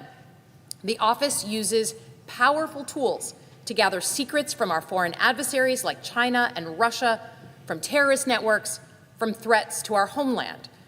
But it is that power in the wrong hands that I want to talk about today. America's national intelligence community can be used to gather information, not just from our foreign adversaries, but if turned against us, against the American people. It can be used to monitor Americans, to target political opponents, to dig through records, to punish critics, to help any president relitigate an election. Right now, that's where we are. President Trump has installed a loyalist, Bill Pulte, as the acting Director of National Intelligence. He has zero national security experience. He's worked in the private sector and in real estate. He has never had a security clearance before this job. He has never handled classified information before this job. And now, today, at this moment, he heads up 18 different intelligence agencies in the United States. He used to be the head of federal housing. That was his job given by President Trump, and he demonstrated his character at that job. He used housing records, private housing records, to go after President Trump's enemies. Just think of what is possible with him at the top of our intelligence community. Now, President Trump placed him there to do two things. One, to focus on politicizing our elections, and second, to use the intelligence community for the goals he has. because he is obsessed with meddling with both. You just have to use President Trump's own words to understand the story here. This isn't hyperbole. At the State of the Union, President Trump declared that the only way Democrats could win in the midterms is if they cheat. Just weeks earlier, he called for Republicans to, quote, nationalize elections in 15 states. This year alone, he has repeated claims that the elections are rigged more than 100 times. Those words have been backed up by action.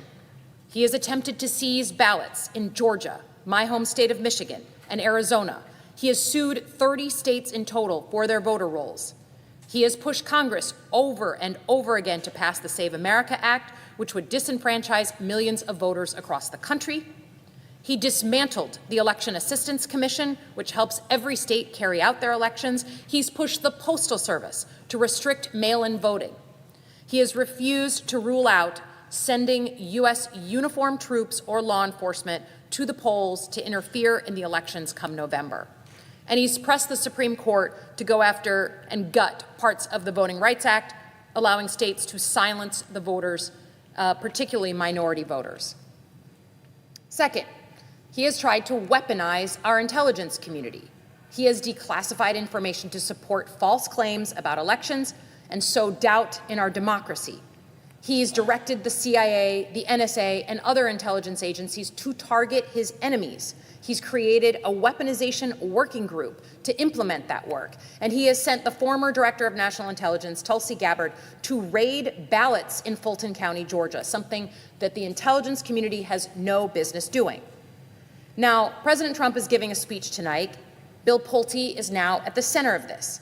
President Trump was very open. He tweeted about putting him in this job specifically to use the intelligence community's power to support his false claims. Tonight, in the president's address to the nation, he's expected to say how, again, our elections are being rigged and attempt to cherry-pick intelligence to declassify. But let's remember, whatever he brings up, President Trump's team already saw what happened in 2020. He was the president of the United States during those elections. If his intelligence community at that time saw information, looked it over, and then decided that the election wasn't rigged, that was because that was what was presented to them as factual.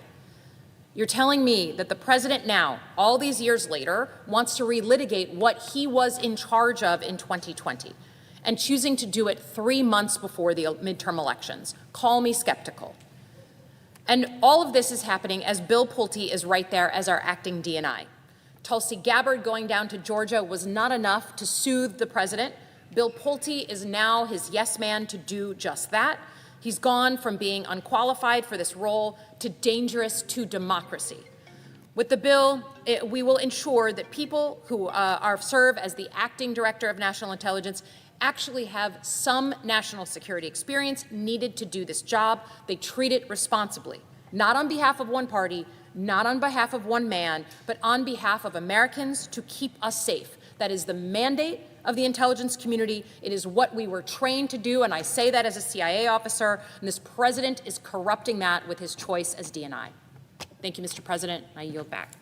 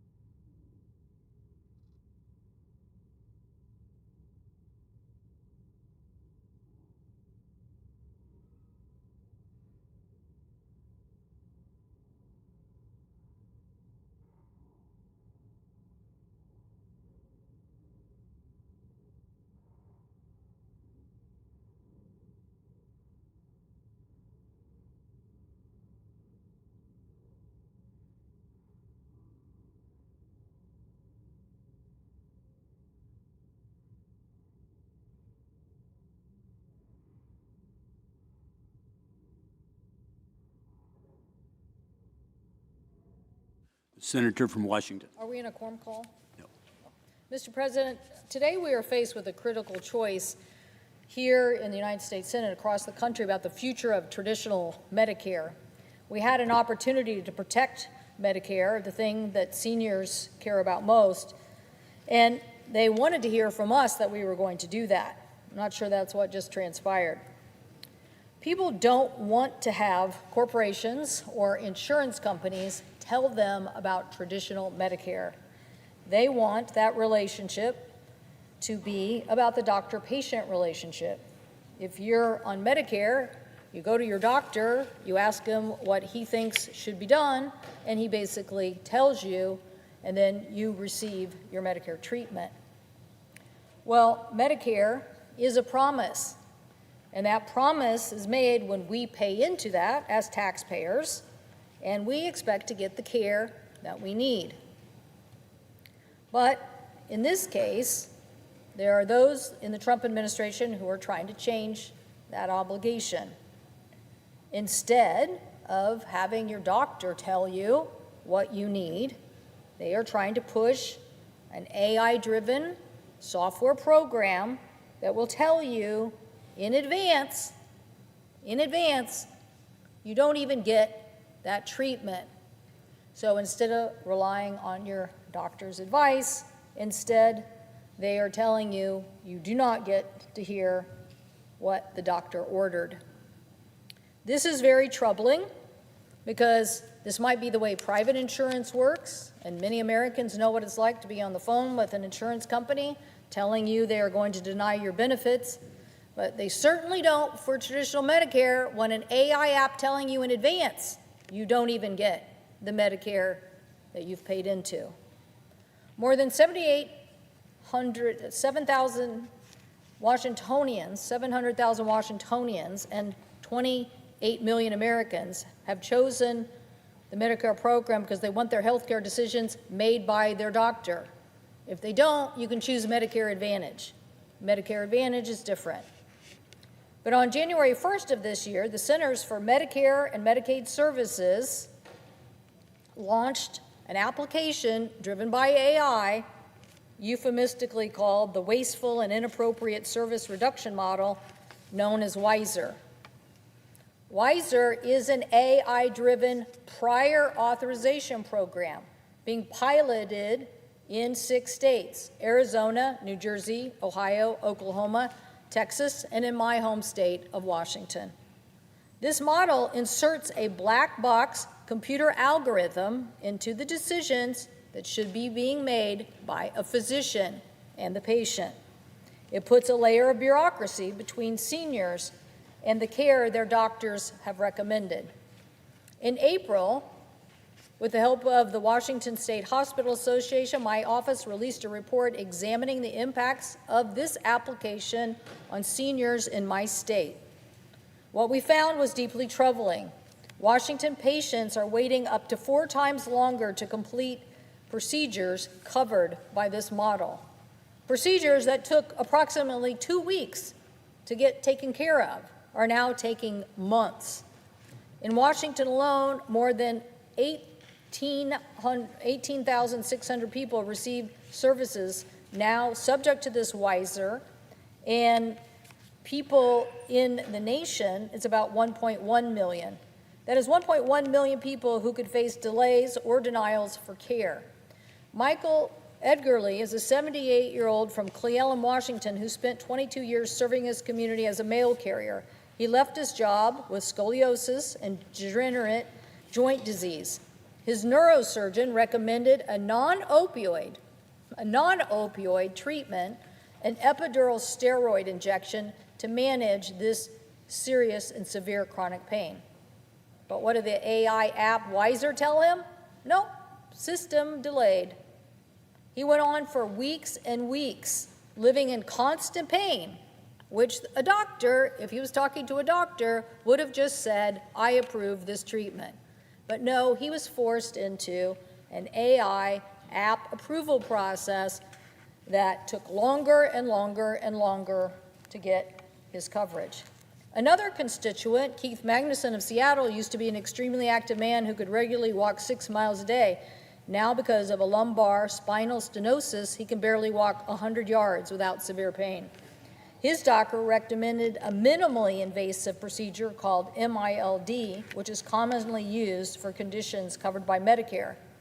But again, the wiser model put his treatment and said it was denied. As a result, this once active man had to significantly scale back even his daily life, all because of an AI model telling him he was denied. Michael and Keith are not isolated cases. At the University of Washington Medical Center alone, our report found that more than 100 patients were waiting for similar approvals.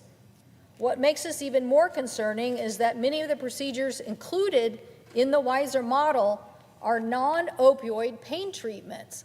That means we are trying to get off of opioids, not prescribe them. There are alternatives, but this AI model for Medicare, even though your doctor might have said otherwise, go ahead and do it, is now denying you or taking weeks and weeks and weeks and weeks to give you the approval. These treatments provide patients with critical alternatives to addictive medicines, and we need to continue to get them to our constituents.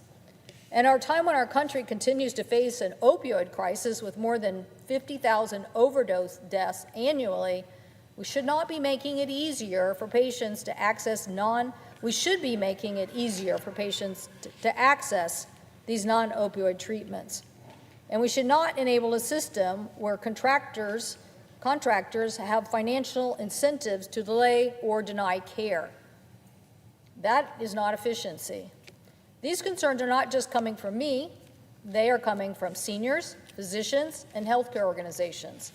Organizations like AARP and the American Medical Association have warned that the impact of this program on aging Americans is real. I'm hearing every day from patients in my state, including the two I mentioned, who have been negatively impacted by this WISER model. I brought this up at an important Senate Finance Committee with the Secretary of HHS and have said this has to stop. I do believe AI has enormous potential to improve in healthcare and healthcare research. I do think it's going to help us find some new things. But technology should not be using today on programs that are guaranteed for our citizens to now be interrupted and delayed by an AI model instead of allowing them to talk to their doctor. Again, private insurance can do whatever it wants, Medicare Advantage can do whatever it wants, but traditional Medicare should not be subject to an AI model denying people things that the doctor wants to order. There's nothing more innovative about there's nothing in my mind innovative about using a computer to tell a senior they can't get the care that their doctor prescribed. Unfortunately, this model that is now in 6 states is being tested, but the administration has made it clear it expects to expand this nationwide. So, if you don't represent a state where it's being deployed, I encourage you to get up to speed on this. The Senate, in this last vote, just had a chance to stop it, but we didn't. So I'm asking my colleagues to please get educated on how devastating this can be for individual lives. And ask yourselves if you believe in traditional Medicare and the doctor-patient relationship. If you do, I guarantee you we will force this administration to stop using this AI tool to deny care for our seniors. I thank the President, and I yield the floor.